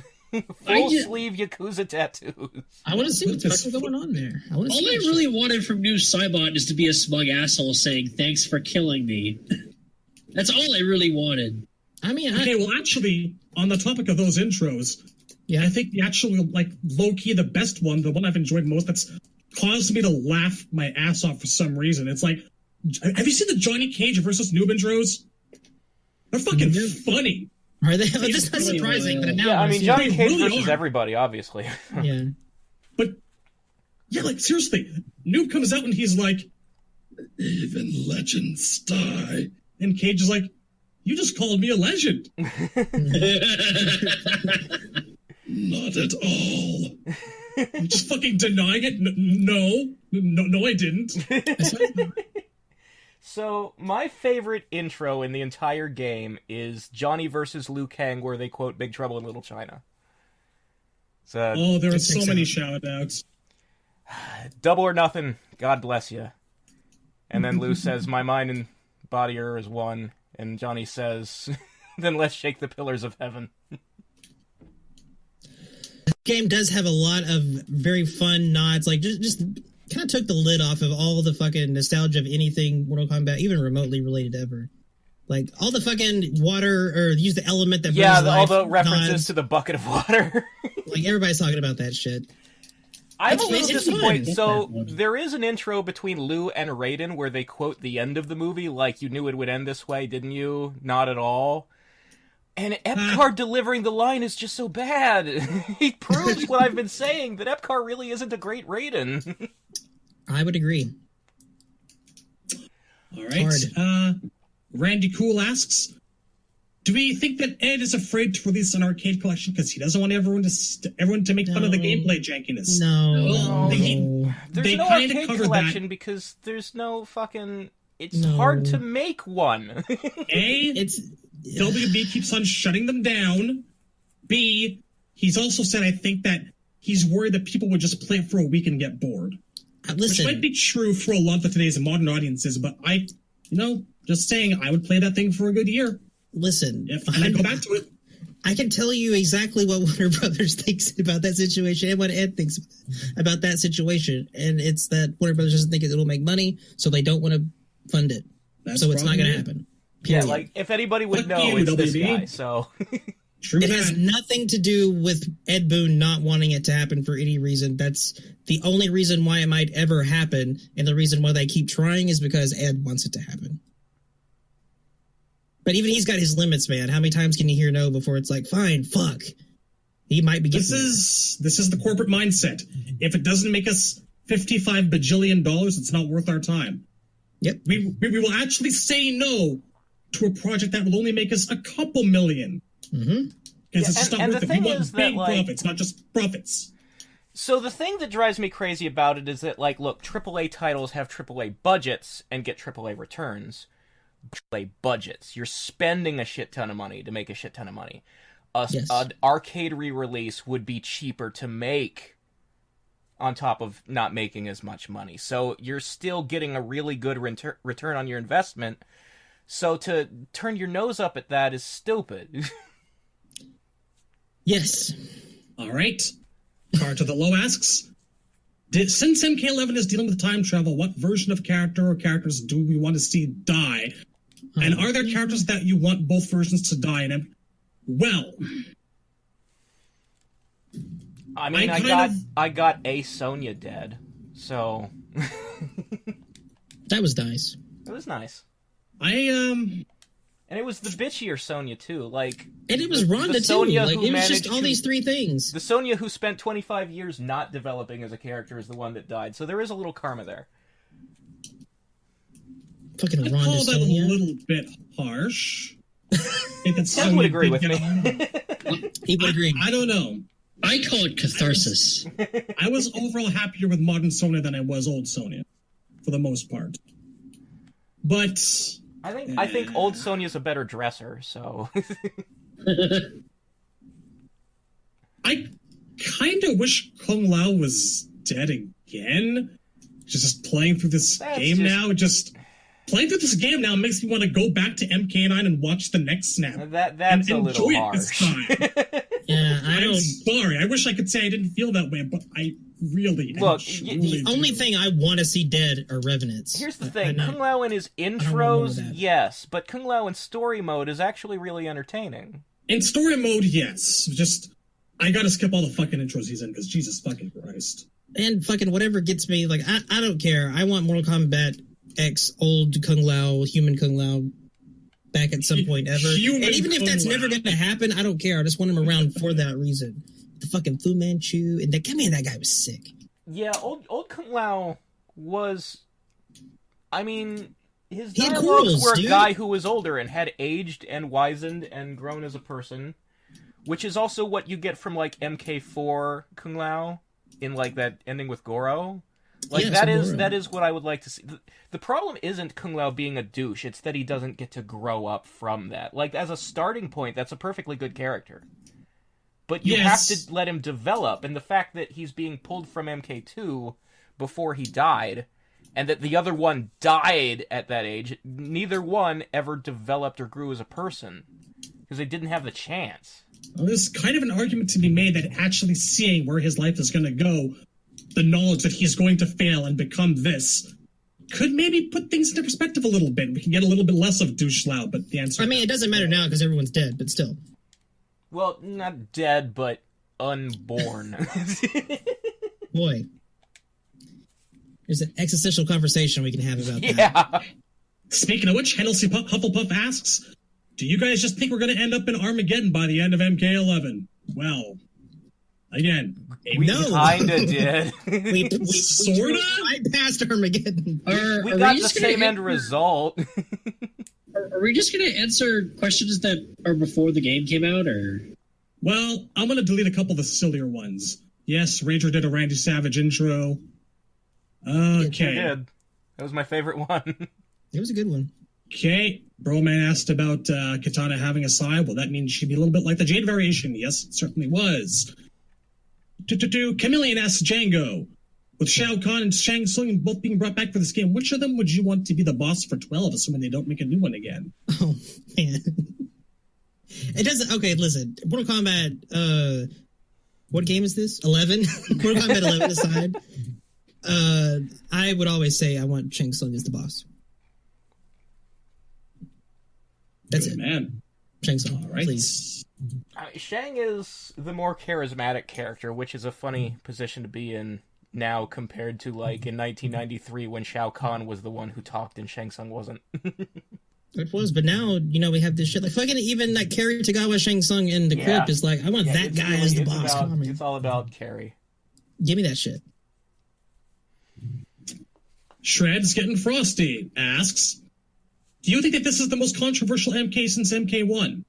MK1 gave us the ESRB due to congressional involvement due to its violence. This one gave us sexy characters, blood, gore. But now we have the internet and people have the shield of a keyboard and screen. With fans being mad about their characters not showing up, Marlena, Rain, Fujin, to not happy about the sexy girls, the statement by game developers, I feel it's much to do with the times, outrage culture, and people just finding ways to be mad about things. But do you feel that this is the most controversial MK installment? If so, why? And if not, which ones were more so and why? I think the response to date has been really slightly louder than X, but the same content as it was with X. Like the stuff about the women's costumes was happening 4 years ago. The only difference now is all those stories about ex-employees who are disgruntled. Yeah, that's where the controversy comes from. Yeah. People bitching about their favorite character not being present, that's not controversy. That's just people being fucktarded, okay? I don't give a shit that your favorite character's not in. Mine's not either, and I got used to that kind of a thing. Move the fuck on with your life. Yeah, bitch, like, switch to Takeda, come on. Molina fans are... So many of them are just fucking new, or like teenagers. You know, like, they don't know what it's like to be a fucking Smoke fan. They couldn't possibly imagine. Like, seriously. Find a better avatar to project your internal angst onto. Your character has been in almost every game. Shut the fuck up, you spoiled bitches. I know you feel like you're ugly inside, but you're not that ugly. Life gets better. I mean, probably you are, but kids. Come on. Well, if they felt that, then they'd be liking old timeline Molina. Listen, this is not an injustice. I don't know that there's a difference, man. This is just, bummer. Look, but actually, like, bummer. To go back on, like, the question, I don't feel like there's anything particularly controversial about the game itself. It's just that, you know, every asshole, like you said, has a keyboard and a voice, and complaints like these just seem to happen about every game now. The ending didn't pan out the way I wanted it to. To be fair, releasing your game unfinished is worth a little controversy. Oh, yes, but I've seen worse. Again, Street Fighter V. Yeah, Street Fighter exactly. There's no doubt in my mind that, like, the current state of affairs in the game world, I mean, remember, I'm part of it, is bullshit, and there's an over-reliance on day one patches, and these things are still running on, like, Hollywood release date models that make no fucking sense. Yeah. But I don't think the game itself is controversial, not to a particular great extent, so much as the events around it. Speaking of controversy, are we going to talk about Jax's arcade ending? Oh, we man. did that last time, man. We did. We already went over that. Did we? Just aside, you're fucking dumb and you're insecure. Fuck off. I thought that was off mic, though. I don't know. It doesn't matter. Like, it's not that important. The worst. I don't have an opinion. It does not need to be on mic, even if I did have an opinion. Yeah. The worst crime the ending perpetuates, if it perpetuates a crime at all, which I don't think it does, is the fact that it can be seen to trivialize hundreds of years of slavery by magically wishing that it would all go away. Not that we don't all wish that the worst parts of history had never happened, but it's a little bit idealistic and naive. I think the only real sin of that ending. Nice gesture. I think the only real sin of that ending is that it doesn't relate to Jax's character in any way, shape, or form. It's the equivalent of Shiva got 4 magic swords in Armageddon. It's the equivalent of Tanya gaining the power to command dragons when she doesn't have powers related to dragons and has never talked to a dragon in any game ever. No, we're Sub-Zero's ice dragons, man. I said this before. I look at Jax, and never once have I thought of him as, like, a black guy first and foremost. You know, a lot of Jax's endings and his character styles, his character, the way that they've tried to take him in lanes, like, they've focused on his technology, they've focused on his position, they've focused on, you know... Yeah, his family. So, you know what? Whenever they make Jax's character about race, it ends like that fucking costume in Deadly Alliance, the alt costume with the bling. That was like the only time I was like, yeah, bad idea. Or like the purple Cadillac in the Special Forces intro. Whenever they make Jax about race, those are the worst Jaxes. Jax is so much better a character than that. There's so much to him beyond that, like all the stuff about his intelligence and building his own technology. The man invented those arms. The man created a nuclear device that opens portals with science instead of with magic. You know, and, like, also, you know, he's the world's strongest man. Like, his devotion to his athletic training is literally equal to that of a Shaolin monk. The guy is a really good, really deep character, and whenever you just make him about his skin color, you're the asshole. And that's the only problem I have with the ending. All right. Next up. Okay. Renee V asks, do you guys think MK11 will be Ed Boon's last as creative director? The Game Informer interviewer gave me the impression he wants to branch out to the IP or genre so that while MK would never die, this might be a chance that this might be Ed's last on an MK game. What do we think? I don't think it's his last game. I think he'll probably hang around for quite a bit before he retires. But I do hope that he gets to make a new IP, because he's clearly wanted to for a long time. And if you were doing the same thing for 30 years, you would get sick of it, right? Yep. And, man, he always says, like, his favorite game to develop was The Grid. It wasn't even one of the MKs. Let the studio branch out. Let them make something that's not a fighting game, please. The Crypt seems like a cry for help in that regard. Give me another one like that. I won't complain. I hope that he gets the freedom to do that, and just based off of, you know, all the shit that's gone on and the way that he's seen and all the shit that has gone on with, like, the arcade collection over the years and whatnot, like, I can definitely see that kind of stuff eroding away into him wanting to do something else, just not part of the MK machine for once, you know. If he wants out, like, at all, I hope that he gets to do that. Here, you guys take the next few. I gotta take 5. Where are we on the list, man? We are at the very top. I've been deleting them as I go. Oh, okay. Oh, man.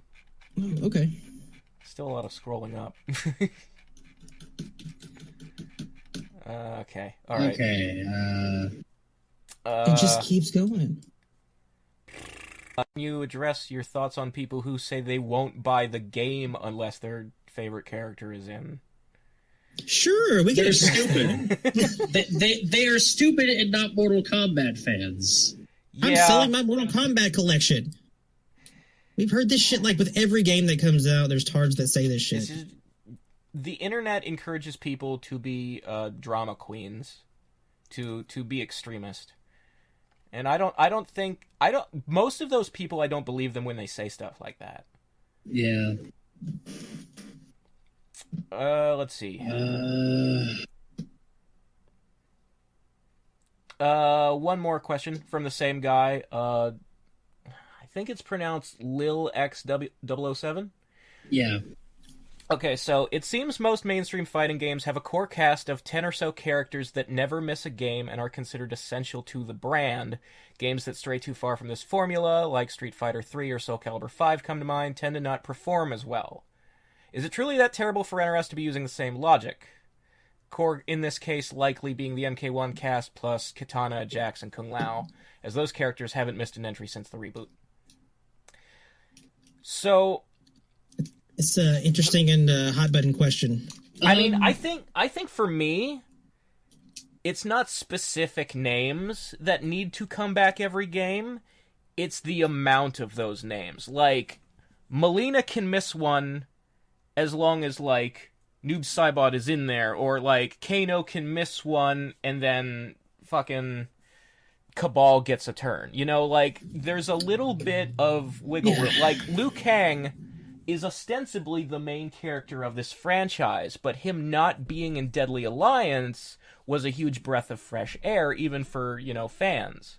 People who don't dislike him were still like, this is cool, this makes things interesting, it shakes them up. I'm a big believer that... I mean, we've seen what happens when you leave Scorpion out of a game. Vanilla MK3 was a subpar title, I think. Mm-hmm. I think everybody thought so. So Scorpion and Sub-Zero, I think, do belong in every game. And I would say Noob Saibot for the most part, I also think, because Bihan has... The only game he's ever missed was MKX in the entire franchise. I think... The reason Sonya and Kano were not in MK2 was because they had checked the arcade stats and seen that they were the least played characters in MK1. Man. Can you imagine if they did that with MKX? I imagine they might have... I don't think Jackie would have made the cut, man. I think... See, I kept hearing that Jackie's stats are fairly high on X.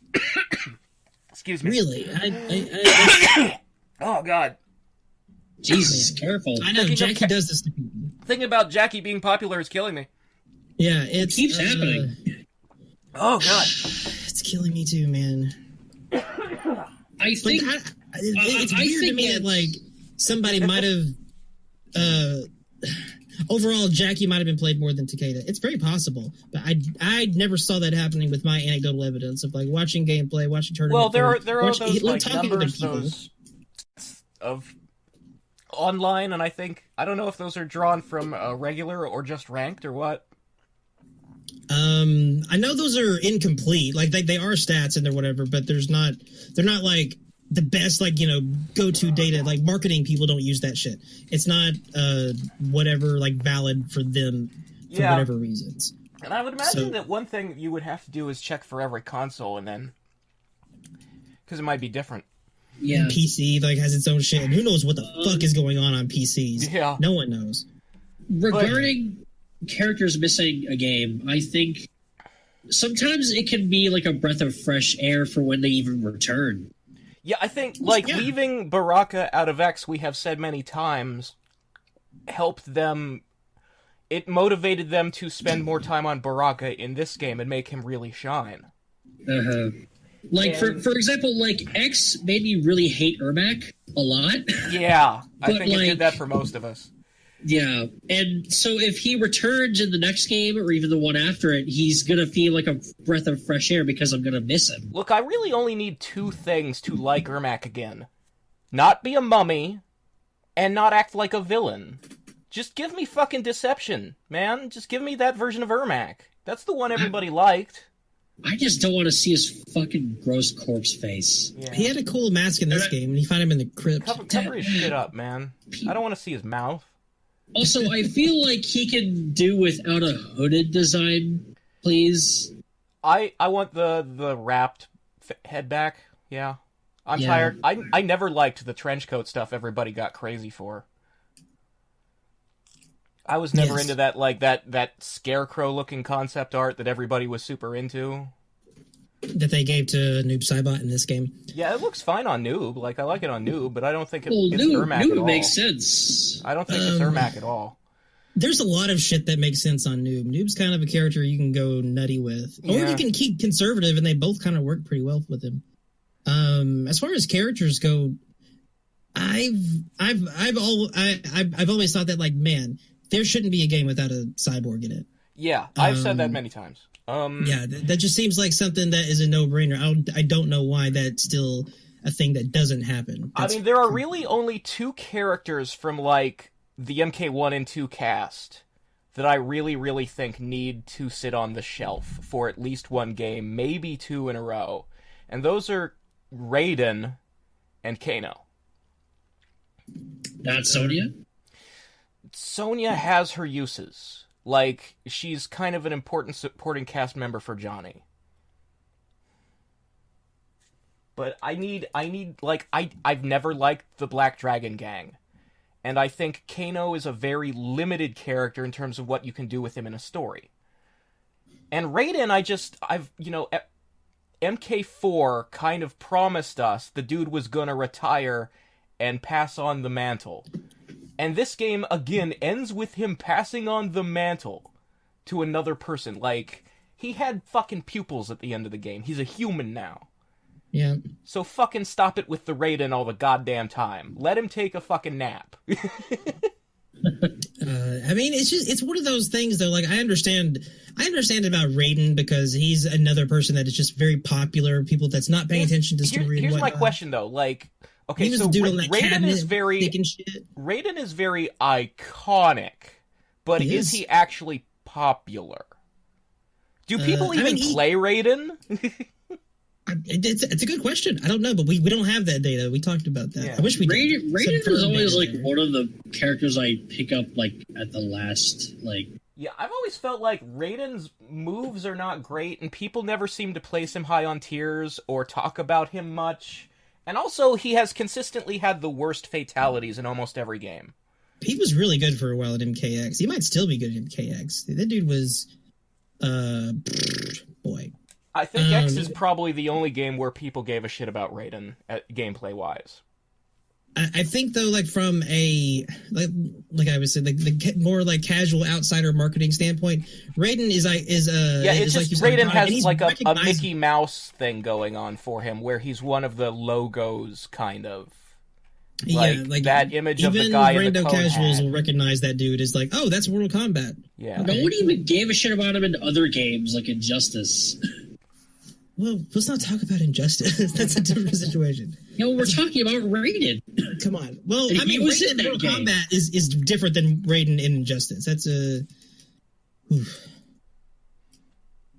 But yeah, he did have some cool shit in Injustice, though. I need that guy to take a break. Shit. He had some cool shit in that game. Man, fucking, Sub-Zero had cool classic shit in Injustice he doesn't have in this game. Let's not talk about that. Like Raiden? It just fucking makes me salty. Anyway, I do think there's merit to the argument of you can't leave out too many of those MK1 and 2 guys. Yeah. I would even say, like, it's not just leaving them out of the roster. Like, now that we have story modes, the biggest complaint with MKX's story was that guys like Sub-Zero were barely in it.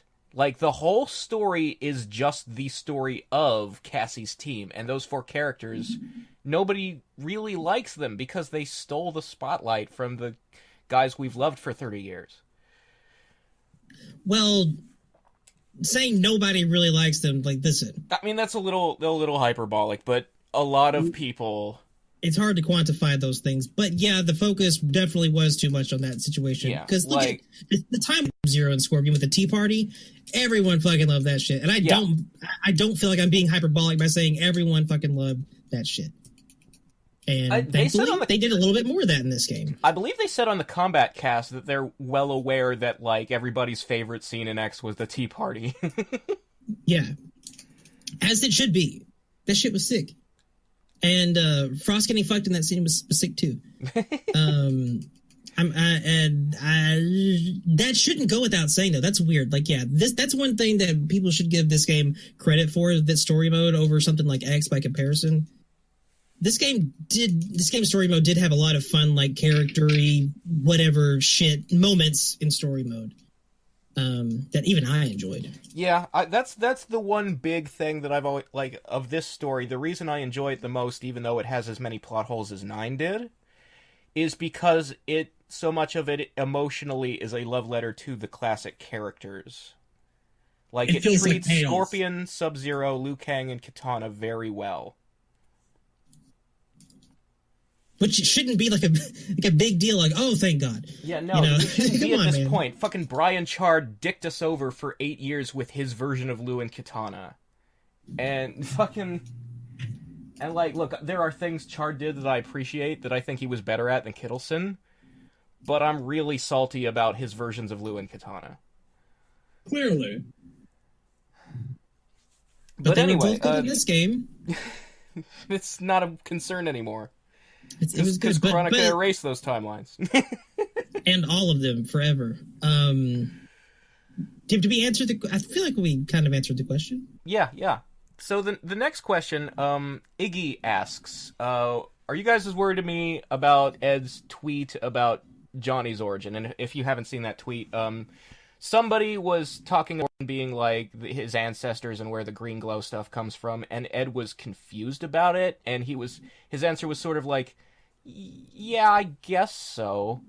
And so the question is, do you think he really even pays attention to anything? Does he know the story of his own game? I don't think he does. No, and I mean, it's not really that important. And I think he doesn't need to, though, you know? Like... Yeah. It's more important that whoever is writing the story knows it, because Ed is not sitting there, you know, fucking writing out these screenplays and shit. That's not Ed's job. Yeah, like there is a story department, and that's their job. And Ed's job is to make sure all the departments are doing their jobs. Like, I'm not going to get salty. He's never been the writer. Know what Brain Trap is. He's there for overall presentation. He's not sitting there like comparing plot details and making sure everything sticks. That was a Tobias thing. That was a Vogel thing. Yeah. It's like, Ed, like, what character has the best Oki game? Like, if he's like, I'm not going to get pissed about it. It's fine. You don't have to know the intricacies of each department of your game, and that's fine. Hopefully, like, what he does is, like, check the overall situation, be like, is this Mortal Kombat? Is this not Mortal Kombat? If something isn't Mortal Kombat, can he identify it and point it out and hopefully fix it? That's kind of what he does, I think. Ed's job is to be the captain of the bridge. He's not the guy who sits at the helm. Yes. He's the guy who makes sure the helmsman is going where they're supposed to be going. As involved as he gets with the story is probably, he reads the script for story mode, and he goes, yeah, this feels like MK. That's probably it. That's all he needs to do, really. Yeah. And I mean, people give me shit for, like, not worshipping Ed as a god, basically. I've never disliked the guy. Well, I dislike the way he behaves on Twitter, certainly. But I don't have any, like, hard feelings. He's not my favorite of the developers, and he never was, because he's not the guy who works on the art or the writing. That's not to say that I don't like him. He's just not that guy. There are other guys who do that. Yes. And wouldn't be here without him. Again, that's kind of what good leadership is about. It's not being able to, like, do everything that's going on yourself and be all over everything. It's about being able to pick people that are good and capable of doing each job and making sure that they're doing their job. And that's kind of what Ed does. Yeah. Woo. So next up, Lord Chibis.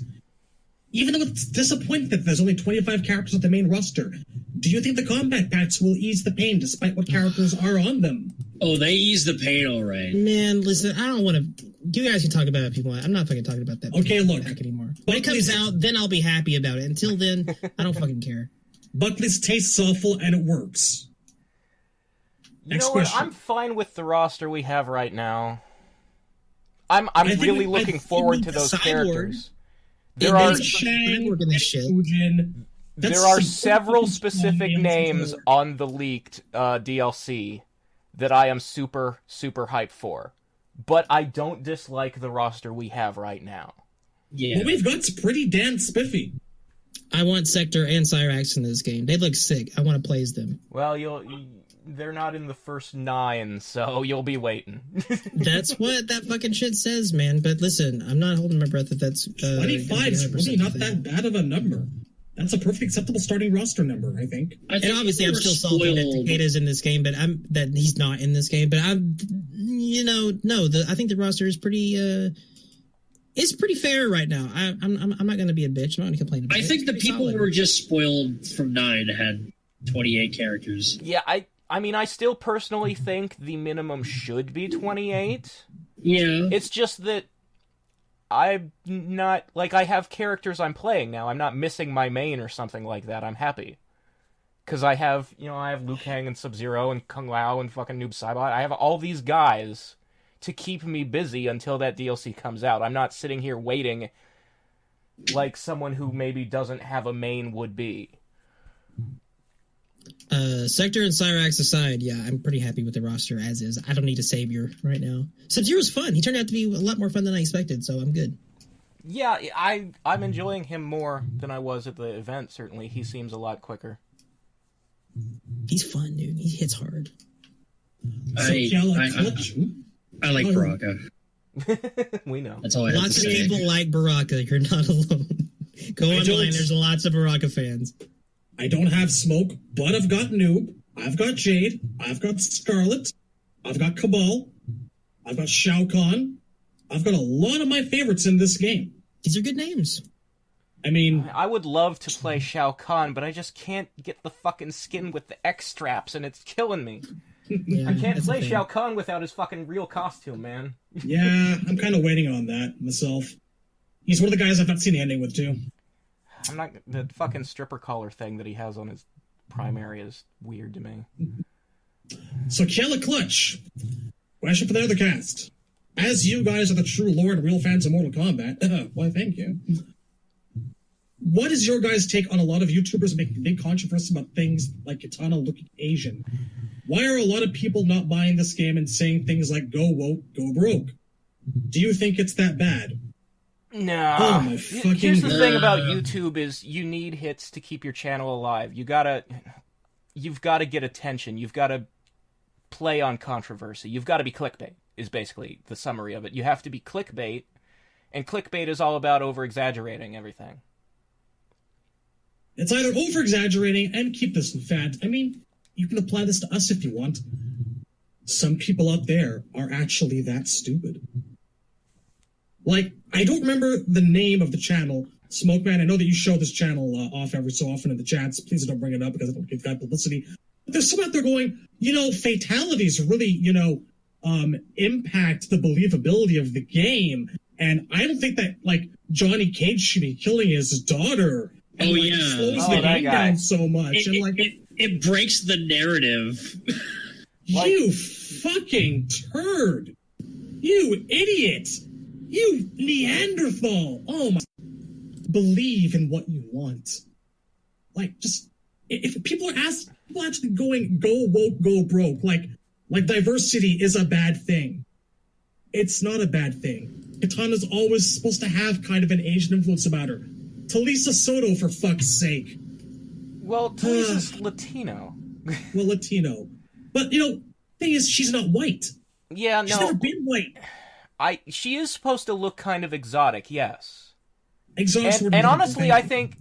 Look, I wasn't entirely on board for an Asian Kitana at first, but her face in this game is fucking gorgeous. This is the best Kitana has ever looked facially. She looks like MK4/Gold Kitana. I've been saying this since we first saw her.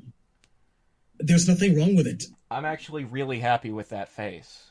People who are pissed off at this need to go do some MK history. She's not Caitlyn Zamiar, but Kitana has looked like this before. Shut the fuck up. God, I hate people. All right. Red Brad 88.99. If there isn't a second combat pack, you doubt that there will only be one, who do you like as DLC besides Shang Tsung, who was recently revealed? Oh, God. I mean, I love Mafujin. Are we gonna pretend we don't know the first 9? Maybe Brad's been a little bit behind the times, but this was from April. This was before the DLC leaked. Was it? Yeah. Okay. Listen, fucking Fujin was on this list. It's not real till it's in the game. I don't care. You gotta read the intros, man. I read every fucking intro. I don't care what they made those temps write for free and put in the game. It corresponds with intros that are in the base. Oh, that's really hard to do. And they could have changed their mind anyway. They probably did with all this time they're taking to do shit. They're like, you know what? Fuck Shiva. We don't want her. We're gonna put in another Cyrax. You know what? The process of keeping your expectations low so you can't be disappointed, I 100% understand. So I've been burned by Fujin before, sir. I'm not gonna several times. Talk down to you for that. If this leak came from 4chan, the logic of Fujin's on it, it's wrong. Dude, there's 4chan, logical, and right above 4chan is the Switch. Really? Okay, so to answer the actual question, other than the characters we already know, or believe have leaked, who would you guys say you want still? I'm a fucking weirdo, so I say Drum and Moloch. Really? And Moloch? Yes. As a tag team or as individual characters? Individuals. Dromok. What are you? Moleman. What? Moleman. Moleman wants to be DLC. Pay money for Moleman. Happy accidents. I like it.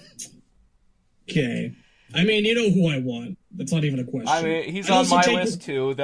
Smoke is my first fucking pick, obviously. I would also take Reiko, like some of the rumors have been throwing his name around. Yeah, the rumor, Reiko and Serena are rumored. That's Would you like Serena back? Would you? Really, man? See, you asked me that question.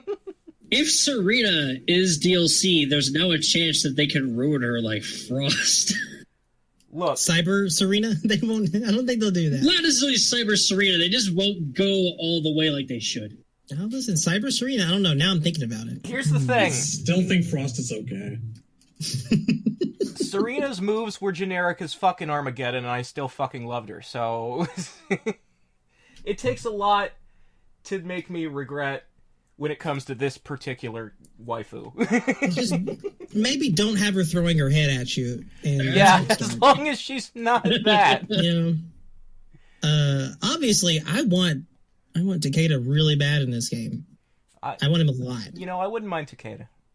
I'd take him back a lot. I don't want a Combat Kid as DLC. Yeah, but Takeda's the good one. Yeah, he's the okay one. He is the best of the four. Yeah. Wherever that bar is for your own personal scale, as low as it may be, he is the best of the four. That is just objective. And I could leave his fucking mask on him all the time. They can't take the mask off of him, and I can do whatever I want. That would just that is not tight. That skull mask looks stupid. I wasn't a fan of the skull mask either. It's not the fact that it's a skull mask, even though I do kind of like that the skull mask reminds me of Scorpion's old skull mask days. Well, if he had a hood to go with it, sure. But the fact that he's a fucking ninja, and I want my ninjas wearing masks, motherfucker. But masks go with hoods, though. Like, I'm not a big fan of the hair out in a mask like you are. Fucks that up. I don't know. I like Smoke's thing, MK9 a lot. I liked his hair. Well, we all know how I feel about MK9 Smoke. Well, the hair would look definitely better in this engine. So. Well, yeah. Like, come on. If you've taken a look at the assist icons that our good buddy Judge dredged up, like, zoom in on Smoke's, it's swept back now. Well, here's my thing about Smoke with his hair out is... So he's in story mode, the hair out costume was what he wore during the invasion. It was the equivalent of Sub-Zero going unmasked and having the scar in 3. Yes. I feel that if you're going to do that, go all the way and have Smoke unmasked. That was the big disappointment for me, was I want to see the Smoke who does what Sub-Zero did and when, okay, I've left the clan, I'm not a ninja anymore, I'm just gonna wear fucking suspenders. But that Razor, that's what he did. He let his hair out. He did let his hair down. It was tight. Except I'm just from the nose down, keep it going. That's the point I'm trying to make. It wasn't very special considering that Sector and Cyrax had their hair out in MK1. Yeah, right? Like, Sector and Cyrax need masks. I appreciate seeing their faces, but they need masks too. Like, there should be options. Something about Sector's face kind of disturbs me. I feel like his face should be mostly covered to emphasize the soullessness of him. Don't humanize the guy as much as you know what? He should have had like a welding mask to go with the flamethrowers or something like that. Yeah, that'd be cool.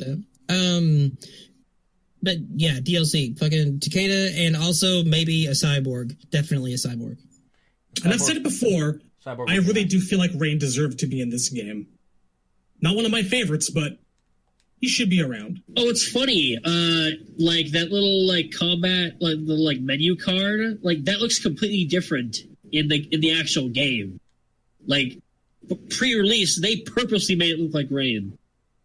You mean the Traveler? Yeah, he is less purple now.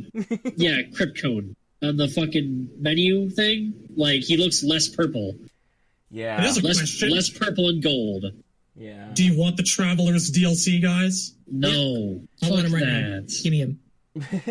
Depends on what his moves are. If it's the spear, the hammer, and some Kenshi shit, no thank you. What if he takes off his mask and it's just Shujinko? We've actually seen what he looks like with his mask off. He's just kind of he looks like the most regular guy. Like, he has no chin. Like, he's one of those kind of guys. Like, really just like a middle-aged schlub-looking dude. Aww. And he's vaguely Latino. He's Hornbuckle, dude. He's gonna be Hornbuckle. All right.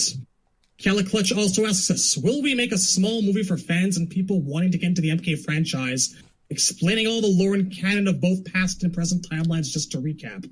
Whoa. Reasoning for this is because a lot of people just seem to talk about MK9 and disregard everything before that game, and it bothers me a little bit. Well, us making movies, like editing something with moving footage, is a bit beyond our skill sets. Do you want us like to act it out? Get costumes?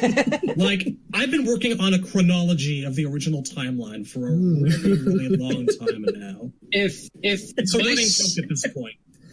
If my copy of Sony Vegas still worked, I'd be down to do it. Just imagining someone like, Mythology's cutscenes.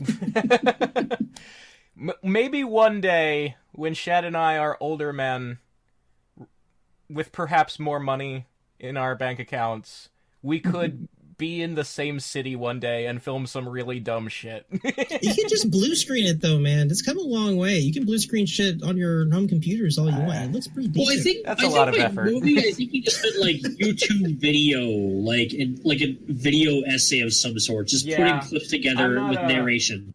I think that's why we have stuck so tightly to the podcast format, despite the fact that we upload to YouTube and people are like, I want footage. I want to see your faces. I don't want to look at a thumbnail for 2 hours. Like, we do get comments like that, and it's like, look, bro, this is the best I can do for you. We're not good at it.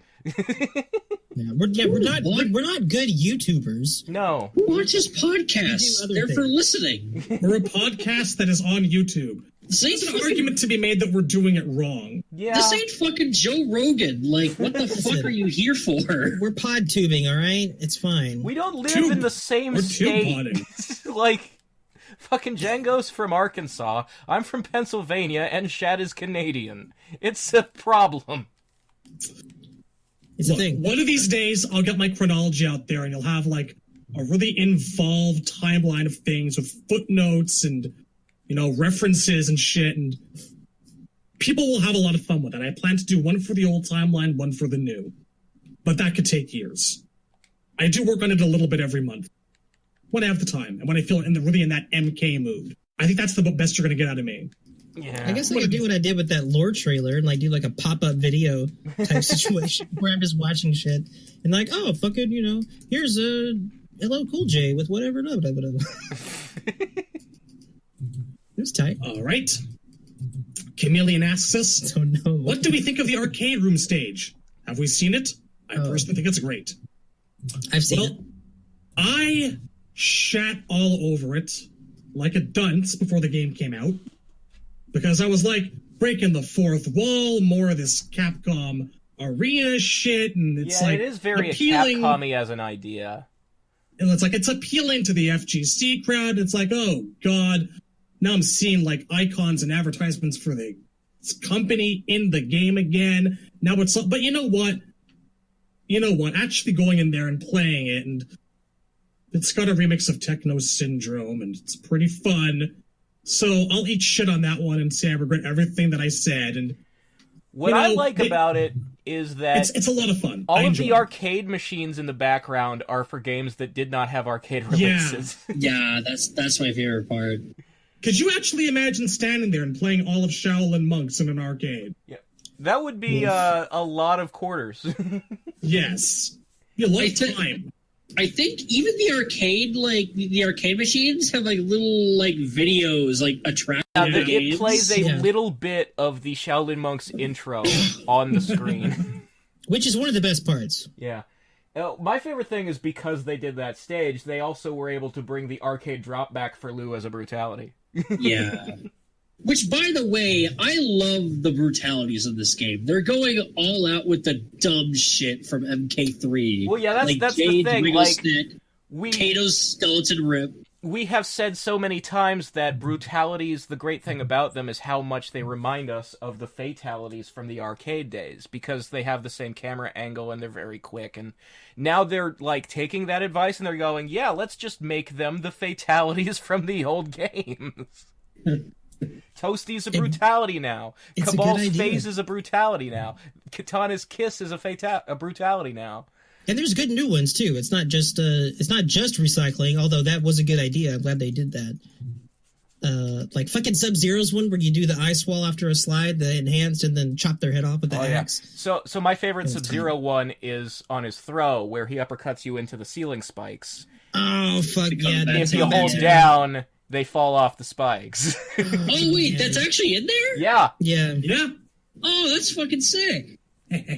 I mean, obviously, I want the stage, but that's pretty fucking... I like how Liu has two classic brutalities. He's got the arcade drop and the MK1. Well, the MK1 is his fatality. Well, yeah, he's also got a brutality with the MK1. Oh, I haven't seen that one. Oh, it's awesome. I need to get that. All right. I think you got to do his character tower, like the second level. Well, I have, so... Oh, well, you got it then. Yeah. It's probably on a move that I don't usually equip. Little Papa asks us. No, it's just for the forward throw. Oh, it is? Yep. What you gotta do is, like, the directional thing, you gotta, like, do down, back, up, forward. Oh, yeah. But you can just do the analog stick. Yeah, okay. I'll check that out later, then. All right, Little Papa asks us, well, he asked us two questions. Number one was, are there any specific things we do or don't want to see in the MK11 story? What I didn't want to see them do was fuck up the story further, and to their credit, I don't think that they did. I mean, I don't know that it's possible to fuck it up further after 9. Like, once you break something, it can't really get more broken, like it's a black and white condition. Something is either broken or it's not. I think that they patched the vase up pretty well with this game, with the respect that they showed a lot of the characters. I would not say they patched up the base, but I would say that they did respect the characters, so... They do respect the characters, but I think everything with the gods is awful, and the whole thing of, it's make up your own timeline or fucking whatever. Yeah, it's very much an excuse and laziness to me. Kittleson out there saying your headcanon counts now because it was a timeline and Chronica rewound it.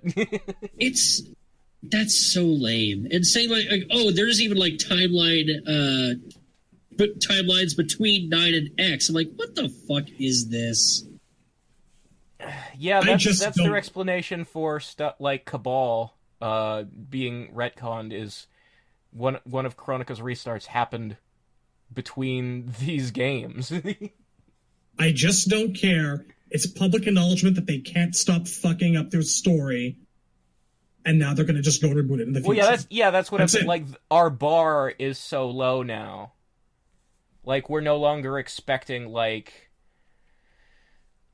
I feel like by doing this, anyone with a point that the story is not what it used to be, that point's kind of been proven now. Yeah, there was a point where Mortal Kombat was, like, I would say, the best a video game could tell a story. And now we're at the point where it's just like any other fighting game. It's popcorn. It's a McDonald's hamburger. It's not filet mignon. And it can never go back once it's... not without a complete, like, studio head change. Like, if some completely other different people were making a completely fresh reboot with the Mortal Kombat IP that was not connected to any previous game, I mean, I think we would be able to separate the two versions of MK in our minds and give the new one a chance at telling its own serious story. but that's not what we have right now. So I mean, say, as a Big Mac, it's a pretty good Big Mac. I would say that I would apply the argument that MK was probably at one point the best that fighting games got. I don't know. There is a lot of games out there that have some incredible shit going on, but I don't want to start comparing things. Fair enough. But I'll agree with you up to that point. Now, as far as all the Greek mythology and the Titan things, at this point, it's the end, and I just don't care. I feel like it's going to be an abandoned plotline. So I'm just content that they wrapped up what they wrapped up in a more or less satisfactory fashion. I think there's some good DLC still to come. So I like at the end of Mortal Kombat. Personally, of like any and all timelines, the end of it is Greek. When the Greek shit comes, like, this is it. We're done. We have to do a reboot after this.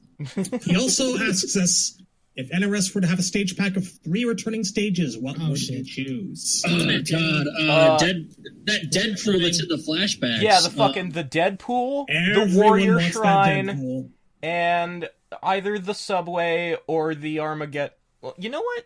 There was one in there that was the Soul NATO from Deadly Alliance. I'd really like that. Give me it. I would take Blaze's Pyramid, because I really like that one. Yeah. Still a sucker for the Combat Tomb. Oh yeah, like if we're not just sticking to the ones that were already in that flashback. Yes. That montage with Blue and Raiden. The Combat Tomb and the Portal are still 2 of my all-time favorite stages ever. Yeah. I want a proper rooftop. Yeah, a proper rooftop would be real fucking nice, wouldn't it? With the castle in the back and the portal in the sky over top. Well, whatever. My third would probably be Portal as well, but I'm still also a sucker for the Pit 3. We haven't seen the Pit 3 in a real long time. We probably never will ever again. It's been a while. I think they've just abandoned it. I don't want to hear that. Give me the Warrior Shrine. Give me it. I think the chances of a Warrior Shrine, considering the crypt, are actually pretty goddamn good. It better be. God damn it. It's like, fucking just do it. I want it. I think they're only just going to do the Deadpool. Yeah. Like, I want it. Like, the Deadpool is so much extra detail than all the other ones. Yeah, they like, completely redesigned the Deadpool. Like, there's like a statue of like some guy with a fucked up tentacle beard. Well, and, so the original MK2 Deadpool did have statues, but they were in the corners along the doors. Now it's like in the middle of the room, and there's like it's like multi-layered in the background, like Goro's lair. There are passages and stuff you can see. Yeah, there's like other Deadpools behind the statues, and like the floor has like gridded shadows on it. Like all that acid gotta go somewhere. How'd you guys feel if they did the Warrior Shrine, but it was like it was in the story mode? It's like an extension, so it looks more like Shang Tsung's Island Ruins in this game, but it's the Warrior Shrine section of the island. I mean, I'm happy with the way it looks in this game. I have no complaints. Give me that. Which one? The story mode one is different than the one in the crypt. Well, the crypt one. The story mode one. So you see the story mode one when Jax and Jackie are walking in, and there's like 2 rows of statues, and they're the same statues, like just flipped. Yes. But you also see it again in the montage of all the times Lewis fought Raiden in history. And that one is perfectly good. I like it the way it looks.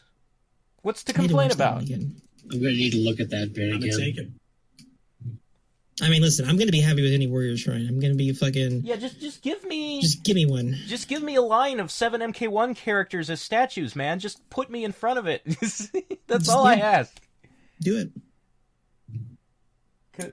And like... Gallic asks us once again, if we were to choose which of the characters would have children, whose kid would you like to see besides Jackie or Cassie? I mean... What? I don't want to see any more kids, to be honest. I would take a reptile chameleon baby, but I think that's about it. I mean, I obviously, I think... Not that I want this character, but I want it for Sub-Zero, the development. I want him to have a kid with Serena. Especially, like, the kid would be half demon and would have some cool powers from that, too, so... Yeah. He's gonna have to wrestle her away from that handsome devil named Cabal, though, you know that. I bet Serena doesn't even know Cabal. It's just that all the times the Revenant has, like, been fighting against her rebellion, he's just over there like, yeah, that chick is hot. I wish she was mine.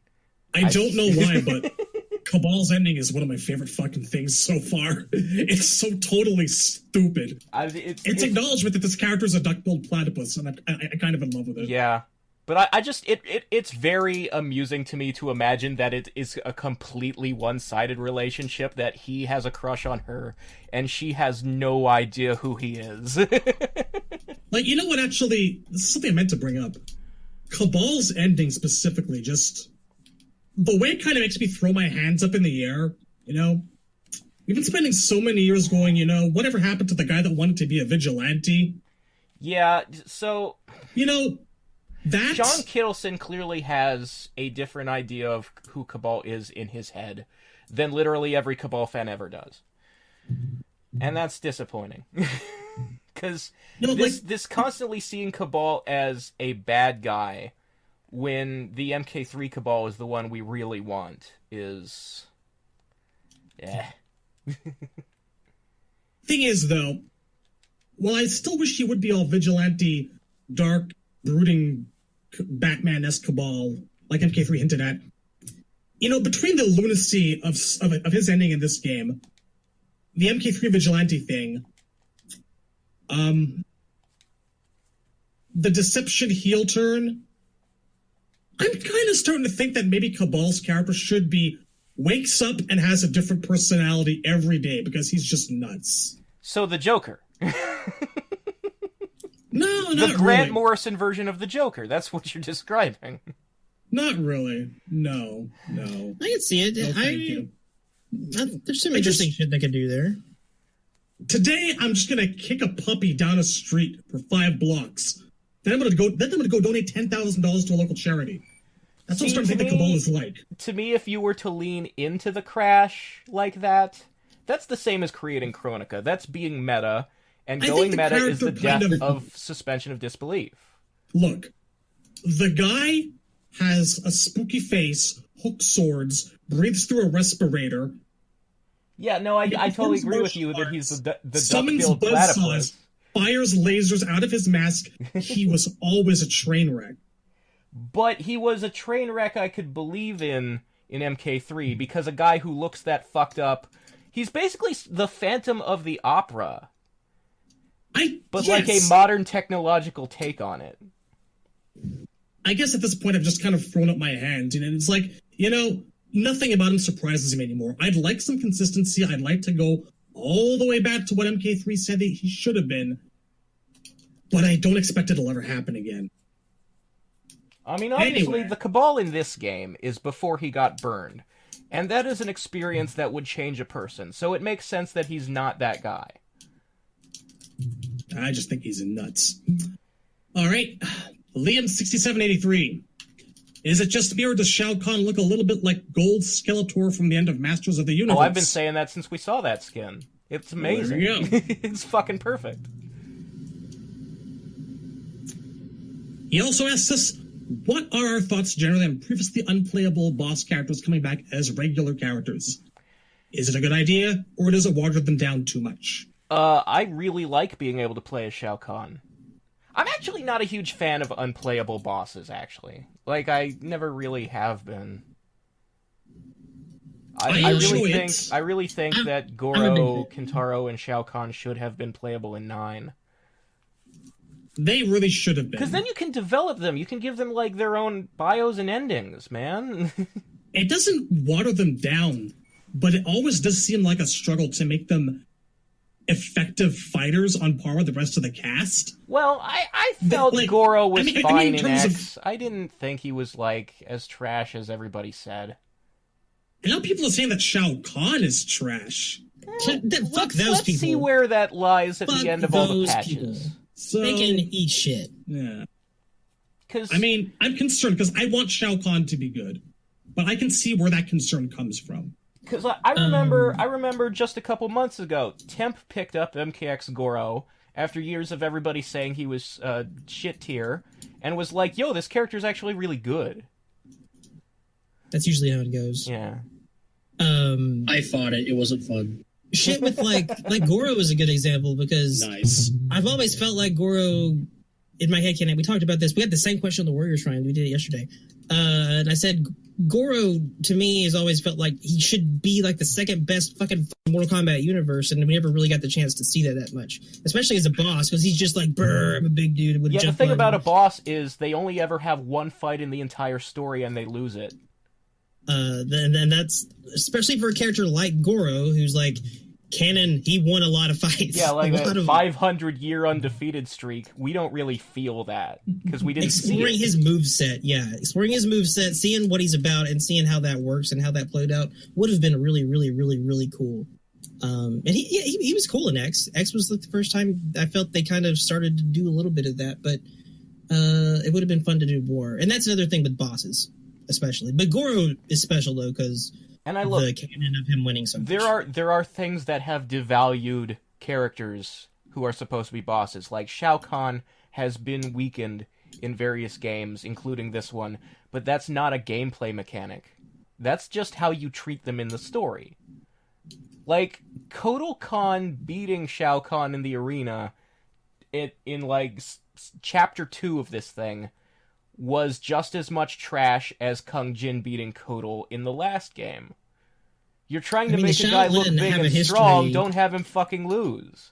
Shaolin have a history of beating Khans in Mortal Kombat. Yeah, but Kung Jin is like the jobber of the Kung family tree. He seems that way, yeah, but I mean, they didn't really... I don't think that was earned very well. We didn't get to explore it Here's much. the thing about the Kung family, actually, is like, their legacy is losing. The great Kung Lao's, the most famous thing he ever did was lose. Liu Kang is the chosen one. Great Kung Lao was not the chosen one. About all the victories he had against Shang. Yeah, he did maybe good Shang's work. not as good as we think. Because why is Shang the boss then and Goro the sub-boss if it's harder to beat Goro than it is to beat Shang?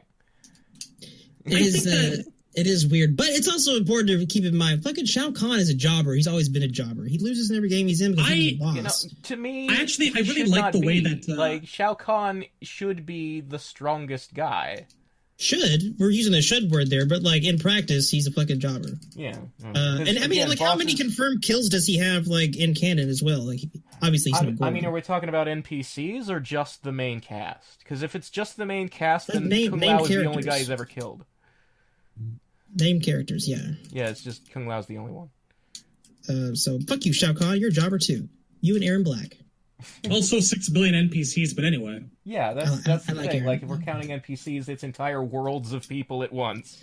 Like, who knows how many people fucking Goro... He killed that guy in every intro he had in Mortal Kombat X. He's killed people for fun all the time. Rips them in half. Right. Yeah. Tyrannex 2000 asks us, what endings would we like to see from MKX be canon in 11? That. Well, I don't know. No, I actually... There's a chance Ermax might be, depending on what they do. Yeah, there is that. That's the one. Other than that, I think of anything. a lot of us wished that they would have done something with the idea of Dark Raiden trying to invade Outworld and Kotal Khan's side being the good guys in a Mortal Kombat tournament. Yeah, it would have been really, really nice. A lot of us wanted to see that, and they did not do it. Well, remember, everything's canon somewhere. Yeah. Yeah, that timeline happened, but Chronica rewound it. We're not allowed to have that one. Maybe that was the barefoot. She didn't like it. Aim Dopeness asks us, question is, after seeing the launch trailer and more interesting NPCs, who are 2 characters we'd really like to see in story mode role? Well, I do want Shang's Island DLC to be basically a thing that happens. So because none of that is explained very well. You're saying you want playable Traveler? No. Like, I want the in-game explanation for why Shang's Island is like that. Oh, yeah, that. So, and I want Shang to be, out of those 2 people, person A, and for person B, I guess it'd be nice if I... Takeda, of course. I mean, maybe. If where he is classified, that might be it. I would like to know what the fuck actually happened to Reptile. I mean, Reptile's just sitting at the fucking palace waiting for Kotal to come give him work. Maybe. He's like, where is everybody? The boss went out to the arena and never came home. I mean, he's in the game. He's just invisible. Yeah. Are you saying he's infringing on the Great Chameleon's territory? Yes. The Great Chameleon. Yeah. I am more apt to give Chameleon that title now than I am Kung Lao. That's how low Kung Lao's fallen in my esteem. All right. Anyone else? I mean, obviously Sector and Cyrax. Fucking. Well, yeah. They did have that They fucking look so though. good. They look so fucking good, man. I think we need some adjustments to their combat. Sector with those dreads over his shoulders and shit. Man, I want to fucking play that shit now. Those are really cool designs. I am super happy with beefy tank Cyrax. Sector was like the slickest dressed, like, Autobomb I've ever seen. He had a fucking alternate costume in story mode. Give me this character. I cannot It's just wait. a recolor. It's just a shader. I know what it is, and he had one. I want it. I can't wait till we do that story commentary because Sector being turned into a bomb made me laugh so much. Yeah, Kano's a dick. Funniest shit. And people say they don't want Kano back. This is why I want Kano back. Because he'll kill like off guys I like. I love Sector. But shit, that was funny. I mean, it was kind of funny. But it was... I mean... It wasn't the real... It was self-destructive. It was time-displaced Sector anyway, so it doesn't really have any gravitas to the fact that he died. It was and still Cyrax didn't die. That's what's important. No, Cyrax totally died. He fell over when he pulled the plug. He fell over, and Sub-Zero said he's bringing him back. That counts as a fucking... He said he's bringing him... He's going to resurrect him in a human body, was what Sub-Zero promised to do. Sub-Zero's bringing him back, motherfucker. Right. Given that everything is canon, Razor. In the old timeline. Everything is the new timeline. The other timeline. Everything. The new timeline. The 23rd timeline, because Chronica erased the 22nd and the 21st. The Liu Kang timeline of the future that's going to be that new. one. The one we don't have yet. Yeah, that one. Given that everything is canon, including headcanon, Razor, I want you to do me a favor. That entire conversation between Sub-Zero and Cyrax, Yeah. I want you to picture that Cyrax is spoke and tell me how you feel. See, that's my problem with Cyrax. Yeah. He just smokes shit. Yeah. I'm watching that and I'm like, man, what a world this would be.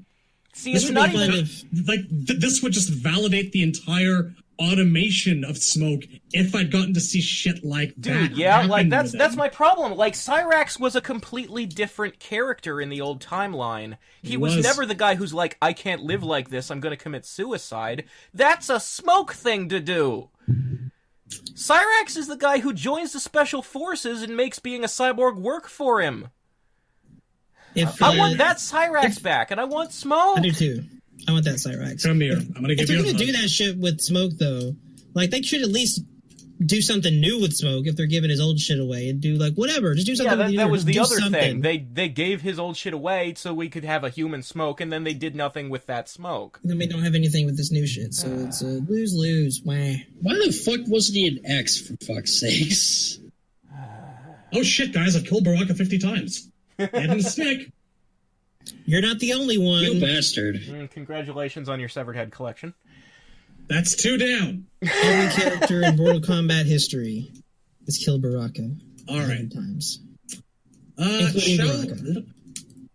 Shaolin Drunks. How do we feel about Elder God Liu Kang? It's okay. I think it's a cool design. I wish like the skin had the lightning effects that you get in story mode. Like when you play as it. That would have been. That seems to be a common complaint. I don't have that because I don't know. I think that's the end Gauntlet reward. Is that skin? Yeah, it's for Gauntlet 30. You get that skin. So it's Don't the know if I equivalent. will, but- It's like remember how the Challenge Tower 9, the big reward was the naked Melina. Yeah. Except this time it's a skin that doesn't suck. A skin that people would actually want to see. Yeah. Like, Dear God, why? The only reason I beat this was to get that skin, whereas the only reason I played the Challenge Tower was I actually enjoyed the Challenge Tower, and I didn't give a fuck about that Melina skin. So it's a completely the opposite thing. I think this is very fair, said Ermac against 3 Goros. That skin's still the funniest shit.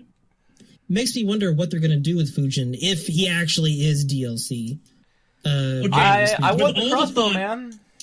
With all the thought that they put into like all those DLC lines about Fujin being a fan of Johnny Cage's movies, there's no way they're not going to not let that happen. They can't. They can't take that away from us. At this point, I just hope Fujin has a good design, Chad. because, like, I thought he looked amazing in X, and I hope they don't, like, change him too much. I don't want that, like, loose, floppy hair from Armageddon at all. That would really piss me off. I really don't have any problems with the designs in this game. I love Sub's hat. I think it depends on the character, but I like them better than I did at first. Man, that God Liu Kang skin to me just really looks like a Fujin shit. And it's mostly because the white hair, white eyes, and the headband shit going on looks a little Fujin-y. Some of the shit on his arms, tattoos looks a little... hair and... a little Fujin-y, but still... Everything with Frost I don't like. Yeah, no, I hate Frost. Every iteration. Like, cause there's no options that aren't cyborgs. There's no classic Frost anywhere in there. Because they have her throwing her fucking head at you. You can't. Yeah, but you can still put the clothes on her, for fuck's sake, just to give me this one little thing. Really it doesn't weird. need to be canon. Look, I want that shit to be. I want to be a ninja that throws his head around, but he's a normal person. That's weird. There are a lot of things I've noticed about gear and items being available and skins where I'm more certain than not that there are multiple skin packs coming down the line. That would be some nice shit. I am really looking forward to costume DLC. Like, you can make Kung Lao MK2-ish. You can have the kanji on his back. You can have the black I've noticed outfit, that, but like, he's not wearing the blue pants ever. Yeah. So they're deliberately withholding a lot of stuff like that. I don't think they're deliberately holding that kind of stuff. I think with that, it's just what you get is what you get. Deal. Well, I think they're using the DLC for more shit like Red Sun Scarlet. No, we've already seen there was a Scorpion shown in our Discord that's not in the game. Wasn't that the collector's edition? Yeah, okay, so I have the collector's edition. I didn't get any skins with it except Ninja Mime Johnny. No, that's the premium. Do you have the giant golden head? Oh. The $300 that comes one? with skins? That comes with one skin, and it's not that impressive. That's the one. It's Fuck just me. When are we getting it, though? Like, they eventually release that stuff for everybody. Yeah. As a matter of fact, for those of you playing MKX right now, I do believe that the Gold Scorpion is free now.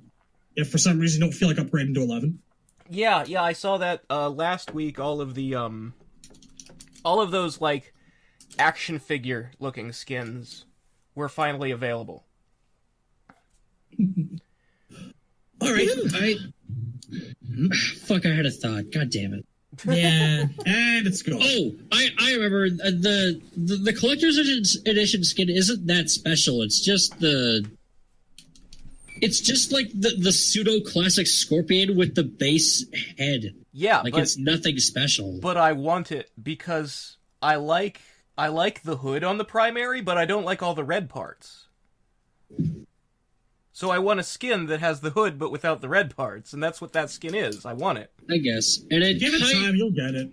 And you can like maybe kind of squint and get the Shaolin Monk's Scorpion like in game with the color scheme, kind of. Yeah.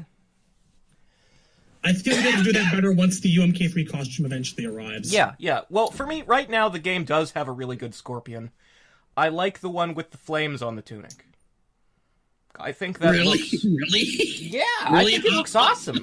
Hot Rod Scorpion? Well, you don't need it with red, like those shaders are shit, but the base black and yellow looks great. I have that one. It's okay. It's not that. How did you get it? Was I it just really in the like. crypt? I don't remember. Fucking useless. Every time I see someone unlock something that I want and I ask them how did they get it, they always respond with "I don't remember," and it bothers me. Well, yeah, listen, that's this game in a nutshell. It just throws shit at you, and you're not like, because it's all random. It's all fucking randomized. There's a good amount of that. That's what they want. I do like. I like Sub's primary in this game. When you switch the color scheme to make it like a lighter, it gets rid of the white parts on his vest, which I like. I'm really happy with that one. All right, the hat's sick and fucking. What's pissing me off about the Sub-Zero skins is that I can't get just the base blue classic one with the little Lin Kuei logo on the. I keep getting the versions with stripes. Yeah, I don't like those. I don't know. And the ones with the weird square whatever. It's like, no, I don't like any of that shit. I just want the one with the medallion, man. Just stop not giving it to me. Give it some time. You'll get an MK2 retro soon enough, along with a Scorpion, Toasty Fatality. I'm sure there will be many retro ninjas. All of that's going to happen. God, I hope so. All right, so I'm going to do one more one, and then we're going to sign off for the night because it's now midnight my time, and I got to get my arse to bed. Yeah. Do it. Yeah, we've been at it going for a little while now. Actually, this last one is actually not so much questions, says House of James, but an appreciation shout out for the cast. I've been a fan of MK for many years and loved the series, but after discovering this podcast and this Discord group, it is great to know that there are other fans who appreciate and love the lore and gameplay of MK. Hoping to hear more from the NK series in the future and hoping to see you guys grow more and more every day. Many thanks. Aww. Oh, that's very sweet. Thank you. I hope to see you more and more, sir. House of James, I love you and hope that your house is full of James now and forever. Absolutely. May it always belong to James. All right. So, that'll be it for the time being. Thank you, everyone, for tuning in. Hope that MK11 continues to be kind to you all. I'm still having all the problems despite all the developer team controversy. It's a mighty fine game, and, we're not done. We have so much to talk about once fucking Shang Tsung rolls around. I think that we're all kind of like maybe I'm speaking for myself here, but I don't know. I'm on, tenterhooks waiting for Kari-Hiroki Tagawa's Shang Tsung to drop. Oh, yeah. I can't wait for that to happen. I think about it daily. We are all... And I hope that he's an announcer, too. I need that shit. Oh, that's the question, isn't it? Yes. I need that announcer. Carry announcer in this game, please. Announcers, the Johnny Cage announcer stuff, leaked on the internet. Is that not actually in the game? Is it going to be DLC to actually use it? Yeah, I saw that, but I don't know. This is news to me. Elaborate. I mean, you can find, the audio of him saying everybody's names on the select screen, and he gives people nicknames, and it's hilarious, so... Oh my god, if you haven't heard that, look for it. It's somewhere on... Somebody will post it, I'm sure. Operators, help us out. Link it. Please. Love you. But yeah. Yeah. A Shang announcer pack will be never not equipped when that happens. I've enjoyed my Atrocitus announcer as much as I think I can. I've actually been switching back and forth between him and Chronica because just to keep it interesting and not grow bored of it. I don't have Chronicas and I don't. Yeah, you have to sign up for the fucking mobile for that one. I don't want it. It's okay. It won't turn on my new phone, so. Well, it's for the best. Yeah. Yeah. Wait, Johnny Cage actually shouts Khan like Captain Kirk? Holy shit. Okay, I gotta find this. Hurry up and end the podcast so I'm not unprofessional and listening to bullshit. Hang on, no. Frost is referred to as Elsa. Devore is Coach. Liu Kang is Chosen Dude. Scorpion is Get Over Here. Scarlet Joe Manson? Fuck you! Jiris is Stock Villain. And Noob Saibot is... this isn't audio that's available. It's just text. No, it's audio. There is a then recording. I need to go listen. Somebody to will this. post look this for up you now. if you ask nicely on our Discord. Please, people, All right. be kind and help. Operators. But yeah, so some of our hosts need to go do that, so let's sign off. Yeah, let's listen. It's been fun. Thank you very much, one and all, for tuning in. Have yourselves a wonderful night. We will see you again, hopefully this time next week. Hope you guys all enjoyed the Noob Saibot Lost Retrospective. Sorry it took me so long to get that fucking thing out, but it was a nightmare. And hopefully we'll get the Quail one out sometime soon, once we record it, and it won't be such a nightmare to do. Yeah. And that storybook commentary will be going up pretty regularly now.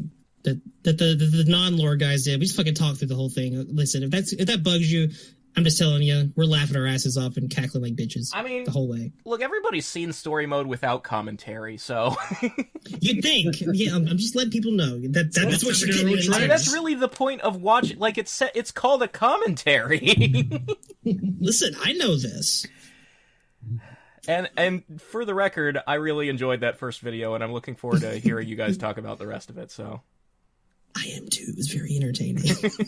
And me and Shad are going to do our own for... It'll probably be the next episode of The Lost. I think we should do that before we get to Kuai Liang. You think? Yeah. All right. Ooh. We will make it so. Do it. Figure out the tech. Yeah. So Okay. look forward to that eventually. Sooner rather than later. I would like to Probably record it before next Shang week. Tsung drops. I would Next like week? to record it early next week if we can. All right, you're on. All right. They're gonna hold you to that. I know. Well, they've all heard us do I'm it. going to hold you to that. I'm on summer They've all break heard us now. commit. School is out, so... All right, Got the I free can make time. myself available whenever you want. All right. Cheers, folks. Yeah. Good night, everybody. Lots of love. Later, nerds.